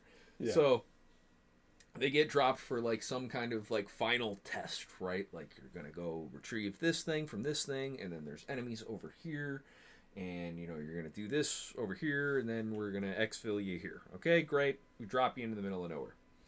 Well, they drop me into this place, and like, there's a giant alien killer robot that then starts blowing everybody apart. Right? Yeah. Like, it literally, like, that's literally just what happens. Like, they the U.S. defense budget for you. They get there training, and they see like, hey, what's that over there? And it turns out to be a giant alien robot that then destroys like pretty much the whole squad. And there's like a couple of survivors, and Alan Ritchson leads the survivors to, you know, eventually destroying this thing.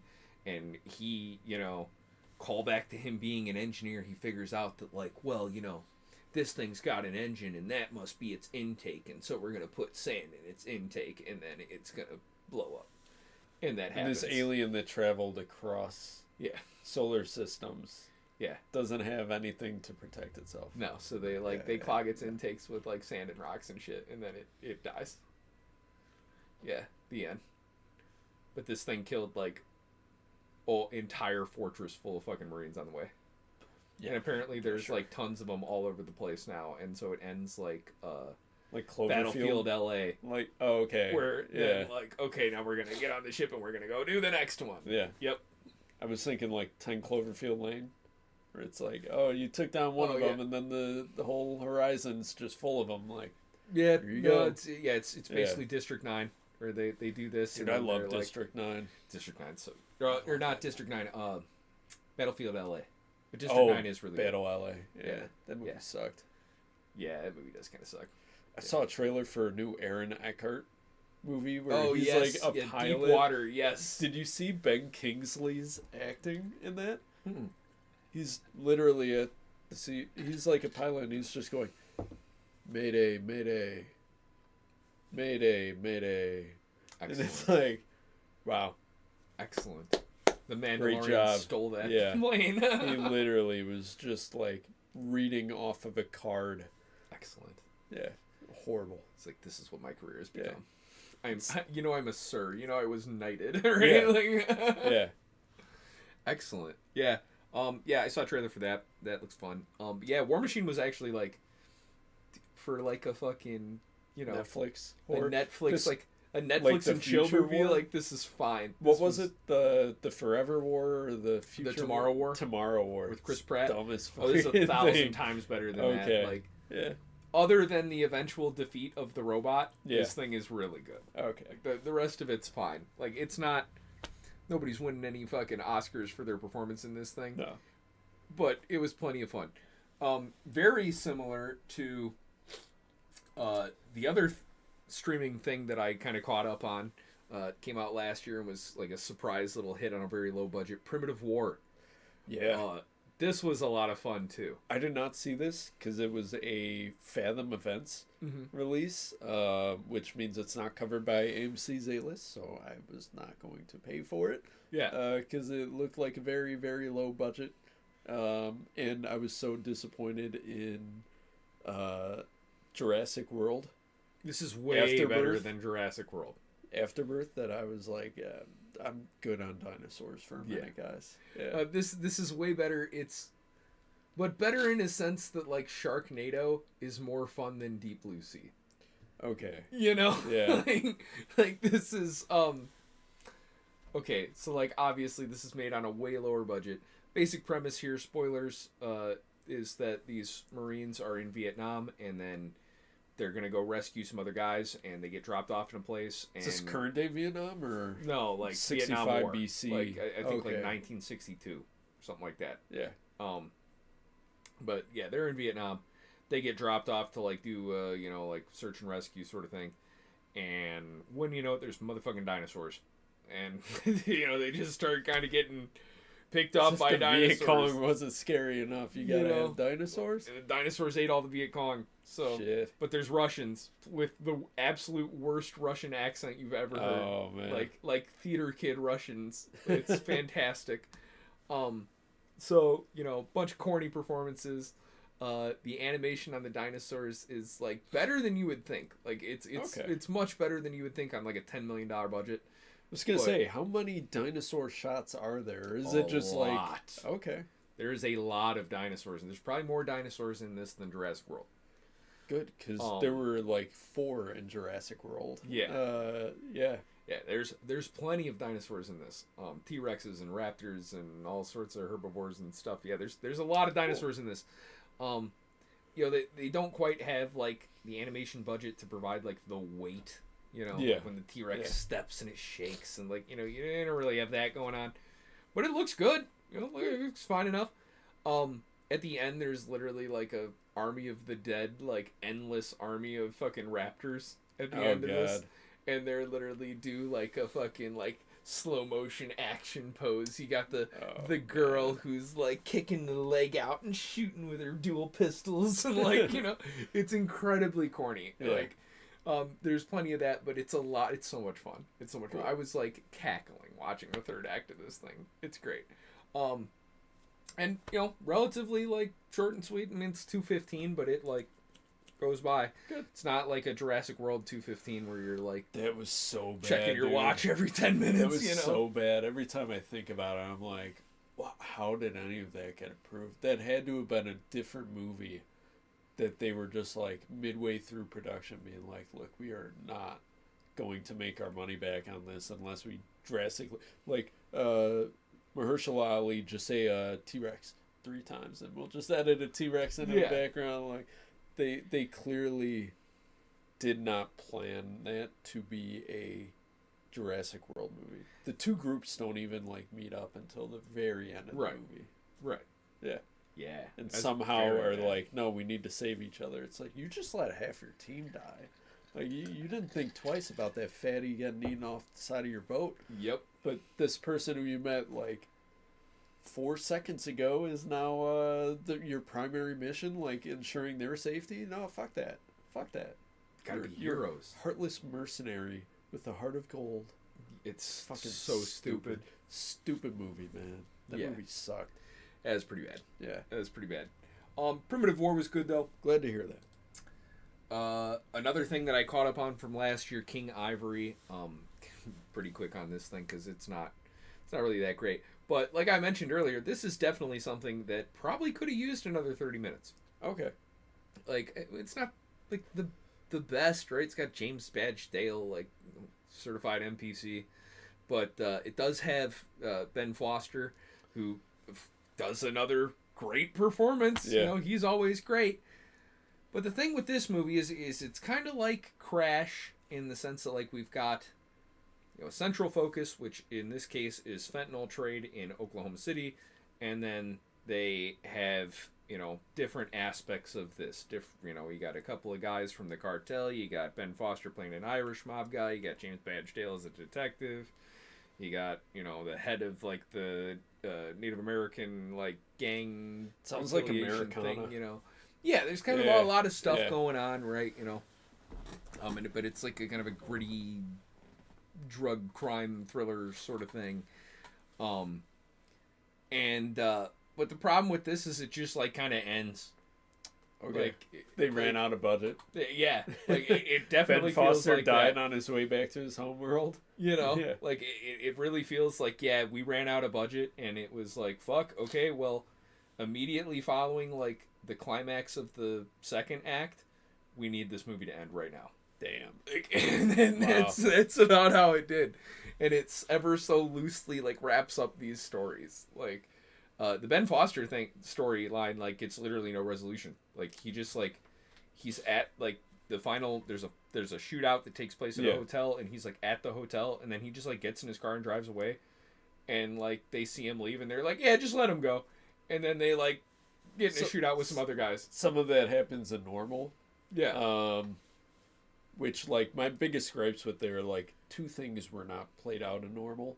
But I'll wait until you see it. Yeah. And then we could talk about it next week. Or Okay. Yeah. Yeah. On the next episode. Yeah. Because I want to share my thoughts on how that movie could have been. Yeah. Classic. Well, hell yeah. That'll probably make a fun segment on the next one. Yeah. Excellent. But yeah. King Ivory is streaming on, I think, Hulu right now.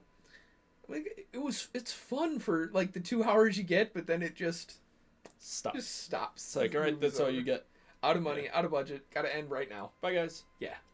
So yeah, no, it was fine. Saw that. And then Jay Kelly. Did you see Jay Kelly? No. Jay Kelly. So this has George Clooney playing like George Clooney, basically, kind of. Only his name's Jay Kelly.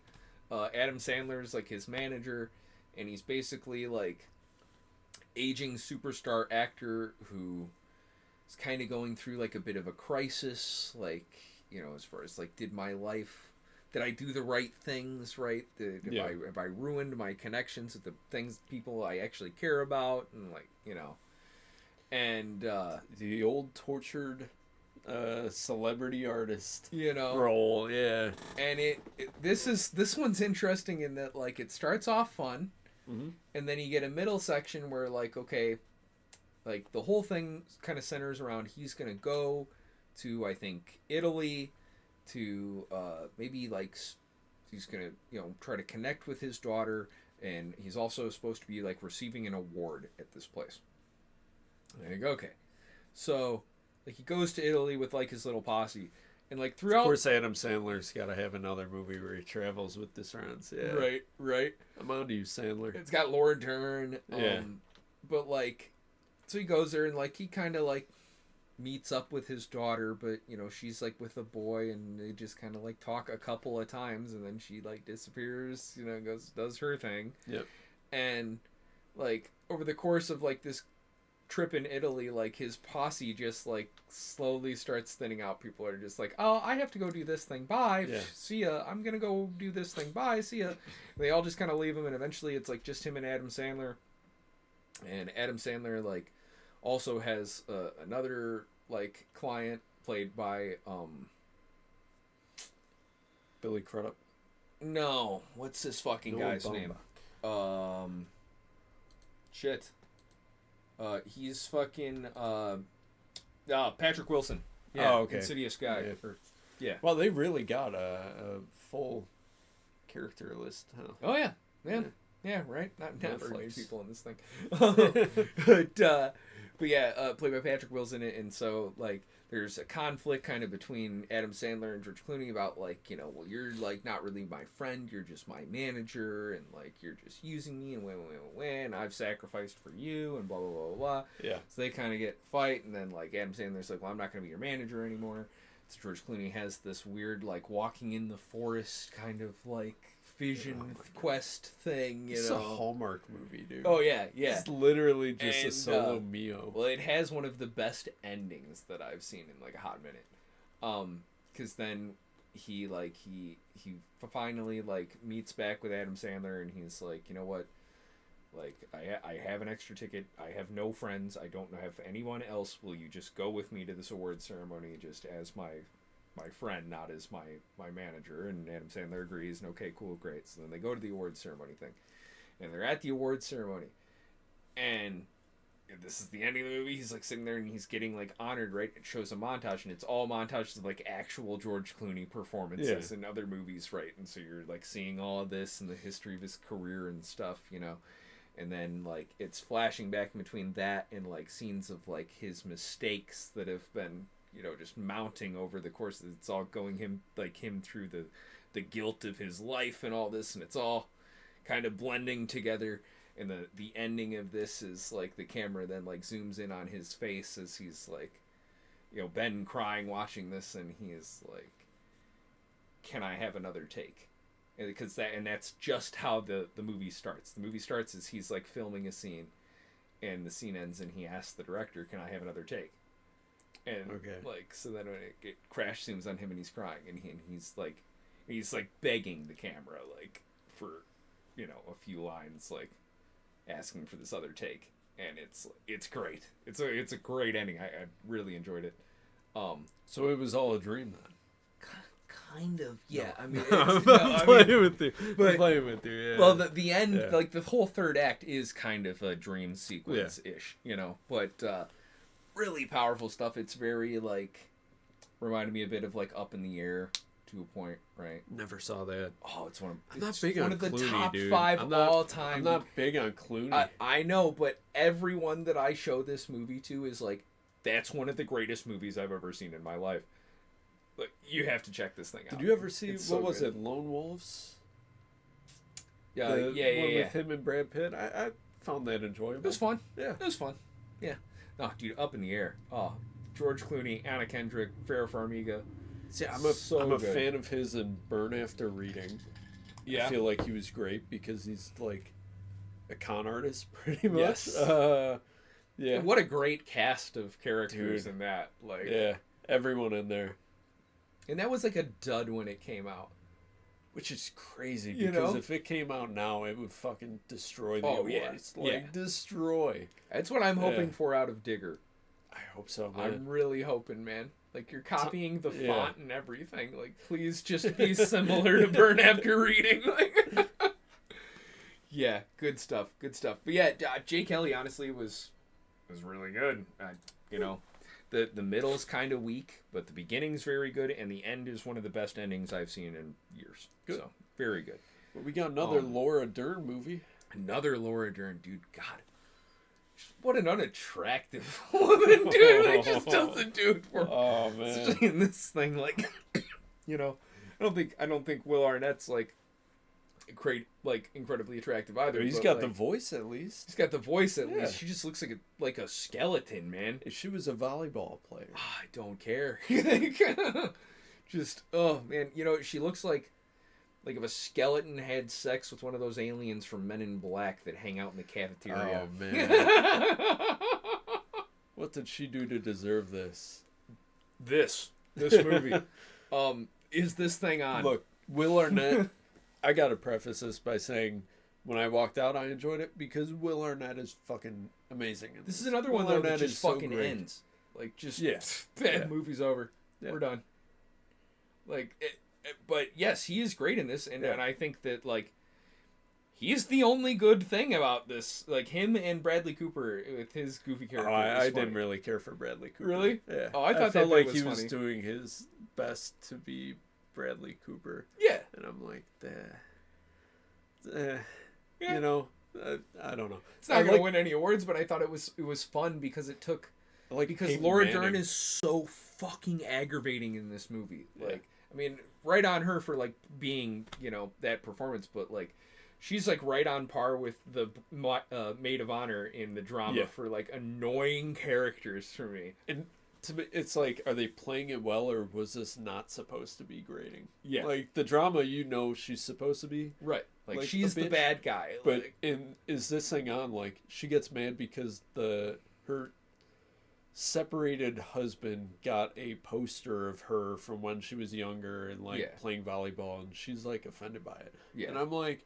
That's not me now. That's me in my past. Yeah. Am I supposed to be on her side? Right. Like, the movie isn't clear enough on his side here. You're right. Like, are you supposed to, like, feel sympathy for her? Like, are you supposed to want him to, like, get back with her? Because, like, I mean, I want him to be happy, but she sucks. Yeah. He has more chemistry with the comedian that he hooks up with. Like, I was like, okay, well, that's going somewhere. They're good. Like, they have a great vibe. Yeah. Their chemistry, their back and forth is great. Even if it doesn't work out, it seems like they're both casual with it. So yeah, I could go for, some relationship stuff with that. And she's out of the movie. Yeah, like, and she's gone. She's got 2 seats. Oh fuck. Yeah. Yep. Yeah. Yeah. This was I don't know, and then it just fucking ends. So like this isn't one that I would necessarily recommend to people because I feel like it's a lot of your life that. Yeah, his stand-up scenes are fun. Yeah. But the rest of this is a drag, and then it just fucking ends. Yeah. But yeah. I don't know. It's a quick review on is this thing on? Yeah. It's been kind of a drag. 4 months since a movie release. So before I get into streaming TV, do you have any other movies you would like to add to this? I think that was it. Let me check the list right here. I know we've touched on most of these. I did make a list. I also rewatched all of the John Wick movies, so if we ever want to do a retrospective on any of that, we could do that. No. Not today. No. But some other time. Still no. Still no. John Wick. Dude, you know, and that's why I want to talk about it, because I think like it's such a highly rated franchise, but after rewatching all of them, I'm like, yeah, but why? Why? The first one's an instant The first classic. one was a classic.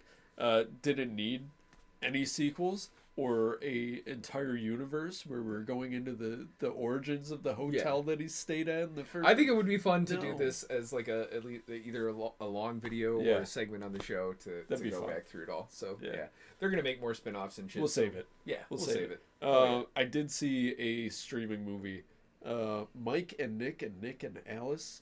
This is starring Vince Vaughn and James Marsden and Asa Gonzalez. The hairiest nostrils in Hollywood. Who, Vaughn? Or James Marsden. It's another thing that turns me off at James Marsden. We were talking about this earlier. He just doesn't do it for me. I gotta look. He and Chris Pine have the hairiest nostrils in Hollywood, dude. Like James Marsden nose. Yeah, dude. I don't know, man. I don't see anything, man. Not in that scene. He's all cleaned up for a press tour thing. But, like, pay attention next time you watch a James Marsden movie, dude. Like, some days, I don't know if they're just not, like, trimming his nose hairs up or what on the in the costume department. But, like, I've never noticed. I've never noticed. I liked him in Jury Duty, and then I found out that he, like, wrote a letter of support for a rapist or something like that. And I'm like, fuck him. Yeah, fuck him. So... Who was it for? It was for the guy who was molesting Drake Bell. Oh. James Marsden, like, wrote a letter of support to the judge to be like, please have leniency on this. So fuck this guy. Don't see his movie. Yeah. So, yeah, the whole time I'm watching that movie, I'm like, this guy's a scumbag. Yeah. Is Vince Vaughn good in at least? Yeah, Vince Vaughn is great in just about everything he's done except for Psycho. I don't know. I Which the rest of that movie was not great. Yeah. And Heck's got a nice butthole in that thing. Oh, man. That's the only viable reason to, like, watch the Psycho remake, though. Yeah. Because it's not a good movie. But if you want to see, like, a butthole in a mainstream movie, Psycho. Cats. Yeah. Cats. Yeah, The right? theatrical release of Cats gets so much butthole. Yeah, this movie was kind of butt. I think I watched it too soon after watching Palm Springs for the first time, because Palm Springs did a time travel, like, comedy action, like, not really action, but, like, time travel comedy really well, and this one did not do it as well. But, like, Vince Vaughn and Asa Gonzalez are great. James Marsden's he supports pedophiles, so fuck him. Yeah. Hell yeah. Great. Yeah, I've been meaning to watch this. I just haven't really quite gotten around to it. We both watched streaming DTF St. Louis. Yeah. Different thoughts on Different thoughts on it, man. So I loved DTF St. Louis. I had a great time with this. Like, it was fun, like, kind of, you know, theorizing about who did it right as the series went on, you know. My original assumption ended up being correct. Watching the finale of this, I paused it a couple of minutes in, turned to my wife, explained her exactly what was about to happen, and all of that happened. So unfortunately, it wasn't like a great. So you just ruined the experience for your wife. Well, she was, you know, I laid it out and was like, "This is how and why." Yep. And then after it happened, we talked about it, and she was like, "Yeah, no, like, you know, that's kind of how it was gonna go." Like, yeah. So, but it was fun. To me, I feel like it was fun ride getting there. I wasted about 6 hours of my life with this. Man. I like Jason Bateman as an actor. I haven't seen any Arrested Development. Yeah. I don't know why, but the way that they shot that show gives me a headache. Yeah. So I have not watched any of that.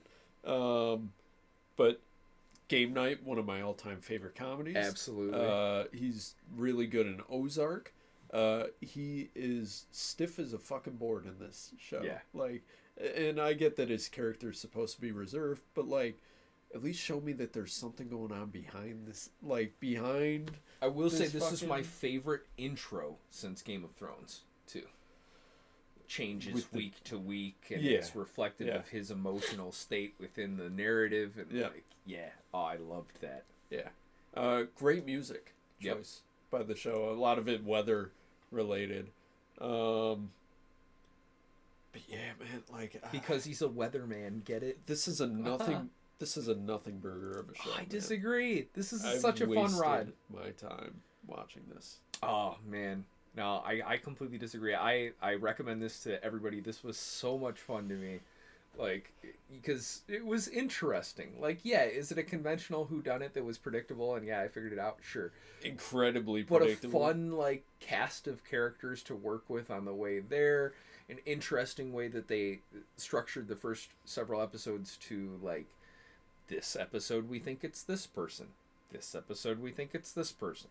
This episode we think it's this person, right? And changing week to week with that, was a lot of fun. Even though it doesn't even stick to that because every episode just ends up with you back to being like, oh, it was Carol. No, like I don't. Yeah, I don't know. I mean, I always thought it was going to be who actually did it, but same. Yeah. Because how could it not be? It's literally played out as easy as that. Like, yeah. But no, I loved DTF St. Louis. I don't want to spoil it because I totally do recommend people check this out. And let us know in the comments whose side you're on if you do check this thing out. Watch the first and last episode. Like, no, watch the whole thing. It's so much fun. Show, dude. No, it's 6 hours. I totally disagree. It's 6 hours. If this was a movie that was 6 hours long, this could have been a 2-hour movie, and it would have been great and neatly. I need no excuse to watch 6 hours of Linda Cardellini. Okay, that's fair. Right? Like, she's great in this. She's every time she asks, "Could you speak up?" I'm like, she's such a bitch, and she plays it so well. Like, no way, Jose. Yeah. What? No way, Jose. Oh yeah, no. Could that you was speak so up? much fun. Yeah, so much fun. I loved that. She's show, great. Dude. Who's the Peter Skarsgård is the roller Skarsgård? Yeah, roller rink guy. Modern Love.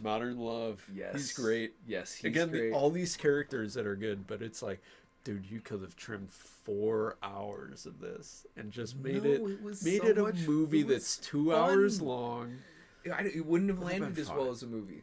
Like, this was so much fun as a 6-week. I felt like I wasted so much time because it's like there's shit that they're doing that it's like, why is Jason Bateman not immediately being like, I want a lawyer? Because he's an idiot. Because he's a man boy. But yeah. Like, they're all dysfunctional people. Nothing's normal, Tim. It just looks that way from across the street. Oh, no, but yeah, DTF St. Louis, good stuff. If you watch it, please let us know in the comments what your thoughts were. Which one of us is right? Yeah, I think it's going to lean towards me, but, it's fine. I think so. Yeah, great time. And the last thing I wanted to talk about was The Pit. So I have not seen the season finale right now because when that aired, I was in a hotel that had basic cable, and my wife didn't want to watch it on my phone. So that's and fair. We watch it together, so I was like gonna wait, to watch it with her tonight. So I have not watched season finale. Have you seen anything? The Pit? I just watched spoilers about the finale where the hospital explodes. Oh yeah, that's it. It was all over Twitter. Everyone's like, "Wow, I can't believe that the sinkhole swallowed the entire hospital." Yeah. Well, I'm waiting. I'm sure it'll be great. You know. There's definitely some characters that I want to see fall in a fucking sinkhole and never return. But it's a crossover with those was it the 911 shows where the meteors coming down? I thought it was crossovering with Moonfall. Oh yeah. The moon crashes into this hospital and they got to find a way to save the patients. Oh yeah, Samuel Tarly, the moon, is gonna fucking come save the day in the end. 813, brace for impact. Oh my god. Fucking crazy show, dude. Is the fire department gonna save the world from fucking meteors? God, crazy. Yeah. Every time I see like hospital dramas or like police dramas, I'm like, I have no interest in those. Yeah, so I mean, it's typically not my genre. I just we're kind of in a dead period of TV. My wife loves medical dramas because she works in the medical field. So she's into that sort of thing. And she was watching this, so I was like, why not? I'll come along for the ride and see what this is about. Watched a couple episodes and was like, oh, I like this. Yeah. Okay, why not? So it kind of is almost like 24, where every episode is an hour, and it's hour-long episodes, so you're kind of following along with these characters in somewhat real time, right? And it's, a 24-hour cycle at this hospital in Pittsburgh. You got Noah Wiley, who, Falling Skies, ER, right?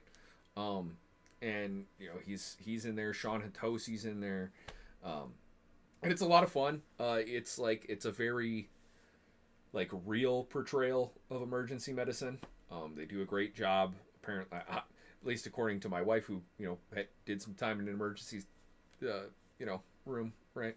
Of how this actually works, how these procedures works, explaining what things are to people. It's almost like a good almost like a PSA. Yeah. And so so it's really cool in that aspect. There's a giant wiener at one point, so if you're why is every show now having to feature a just penis? Dicks all the way down, man, constantly. Yeah, constant fucking dicks in every single show. I didn't mention it in my initial review of King Ivory, but that's another. They show one. the King's Ivory. Yeah, so within the first 5 minutes of this movie, we got swinging cocks, right, bro? The intro to episode 2 of Night of the Seven Kingdoms, and it's like, yes, what is going on? Just holding that bratwurst. What are we doing? Yeah. So then you got so you're seeing dicks right away. Yeah. And then the only female nudity you see is a dead corpse, and it's this is the trend. Are gonna this love is the this. trend though, where it's we show you male nudity all the time, but if it's a female, it's in a context of disgust. They have to be victims. They can't be sexualized for the sake of having sex. It's got to be, because that would be gross. No, but if they got to be. You could show penises all day. If a woman is ever shown nude, it's because she's been forced to be nude. It can't ever be her choice. Right. And that's sexist. That is sexist. Equal rights. Yeah. Equal dicks. But the Pit, man, season finale just happened, so there's 2 seasons out there. Catch up on that. It's a lot of fun. It's good stuff. What else you got? Nothing. Yeah, I mean, I watched, there was a show called Neighbors. There were 6 episodes of that on HBO. So that was kind of infuriating to watch because it's just neighbors fighting with each other and great. Just goofy fucking characters, man. It's every episode's a different episode of Tiger King. Oh, where you're just awesome. Dude, these are the people we live amongst. Yeah, we are doomed. Oh my God. And then Born to Bowl releases on Mondays, so that's a documentary about professional bowlers as they go through their. I think it's on HBO. Yeah. Also HBO. Yep. Interesting enough to watch. Yeah. Hell yeah. Yeah. What's coming out this week?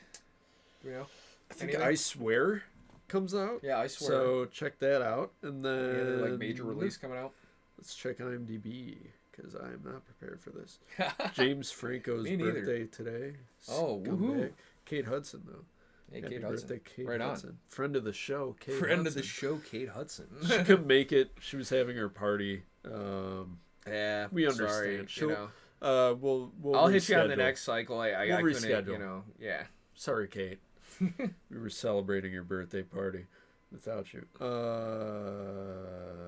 Coming soon to theaters. What do we got? Anything Zero good? results. Nothing. No movies. Interesting. Nothing coming soon. Let's see. IMDb, you got a Fixer app. Yeah. I don't know, man. I don't see anything coming. This is going to be... It's the last week in April. Yeah. Something like that. Evil Dead Rise. No, that's 2023. What the fuck? What? Dude. Yeah, what? 2026. Yeah, wow, this put a screeching halt to our podcast progress right now. The 24th. Mother Mary. Okay. Michael. I want to see Mother Mary. Yeah, I might see Mother Mary. I'm not. Yeah, spoiler alert for the podcast for me. I'm not seeing Michael. I'm not funding any of that. I'm not interested in your movie about a pedophile. Yeah. I'm not giving money to that. I don't care. Yeah. So there's no way that you could be like, well, he didn't really have a childhood, so that makes it okay for him to sleep in the same bed as a child, a literal child. No. Someone he had. You're gonna tell me that he had all these handlers, but not one of them was concerned about this? That this had been going on for over a decade? Like that? No. Fuck that. No. Fuck that. So I don't support pedophiles. I'm not seeing a movie about a pedophile. Not. I mean, I did see Melania, so there's that. Yeah, you saw that. Yeah. Damn. I was not happy about it. That movie, it's still the greatest horror movie I've ever seen because it's just a fucking nightmare, man. The whole time I'm watching it, I'm like stressed. Yeah. I'm like, we are never going to have a democracy again. Oh my God. This is fucked. We're all gonna die. Everyone else, the boomers in the crowd are just like, isn't she beautiful? I wonder what shoes she's gonna pick. Oh my God. I'm just like, we're dying. It's all ending. Oh my God. America's falling into a vapid cultural wasteland. Yeah. Well, that's fine. The war is over. We won. I know that the war started and ended 3 times since our last episode. But it's over and we won. And markets are now closed. The war is back on. The right, we're doing it again. We're back to war. Israel needs to meet our demands, or we will wipe them off the face. You mean? Yeah. Yeah, I mean, Iran needs to face our demands or face utter destruction. Oh yeah. Yeah, it's a fucking mess. I'm mad at Iran. Dude, just fight China already. Jesus Christ. We don't need to fight China. Dude, what am I going to gain from? What are everyday American citizens going to gain from spending money on war against a country that's going on and their culture that's going on across the world? They have nothing to do with me and my life. They are working a fucking basic ass job just like I'm working my ass off every day, getting home for the simple fucking luxuries that we have. I want to be comfortable in front of my TV. It's becoming network right now. Oh my God. But it's true. Like, we're all just trying to fucking do this thing, and we're all being run by a fucking cult of pedophiles, and they all need to be hanged. Yeah, tell us how you really feel. Give me some rope, man. Oh my God. Come on. Come on. You're going to tell me one CEO gets popped? Dude. I say we're going to world war with China, and then we're going to import Chinese prisoners of war to improve the quality of Chinese takeout in the United States. No. The quality, let me tell you, the quality of Chinese takeout right now is at its peak. Like, this is I don't know as about good that, as it's dude. going to... Not out by me. Well, yeah, there's no Chinese people out here. That's what I'm saying. Yeah. There could be. So in order to have a Chinese person in the middle of nowhere, Illinois, we gotta go to war for it. Yeah, sure. Fuck it. Yeah, making omelet, you gotta break some eggs. You want to make some egg foo young, you gotta break some eggs, all right? Some egg rolls, yeah. Oh man. Well, yeah, that's a great way to end a podcast. Yeah, advocating for World War. Well, at this point, it would still be 3, right? Or are we even counting 3 anymore right now? No. What's going on? No, everybody's too pussy to do anything like fun like that. Yeah. But yeah, well, we'll be back in the next episode with a bunch more mediocre movies, I'm sure. Yeah. Be great. Yeah. Oh, yeah. I think Mother Mary's going to be Anne Hathaway's fucking Hurry Up Tomorrow. You know what's crazy? I heard about this movie for the first time yesterday. Really? It was just a picture of Anne Hathaway, and I'm like, she looks great. And they're like, her movie's coming out next week. I'm like, oh, okay. Like, nothing ever came about. It's going to be spooky Hurry Up Tomorrow.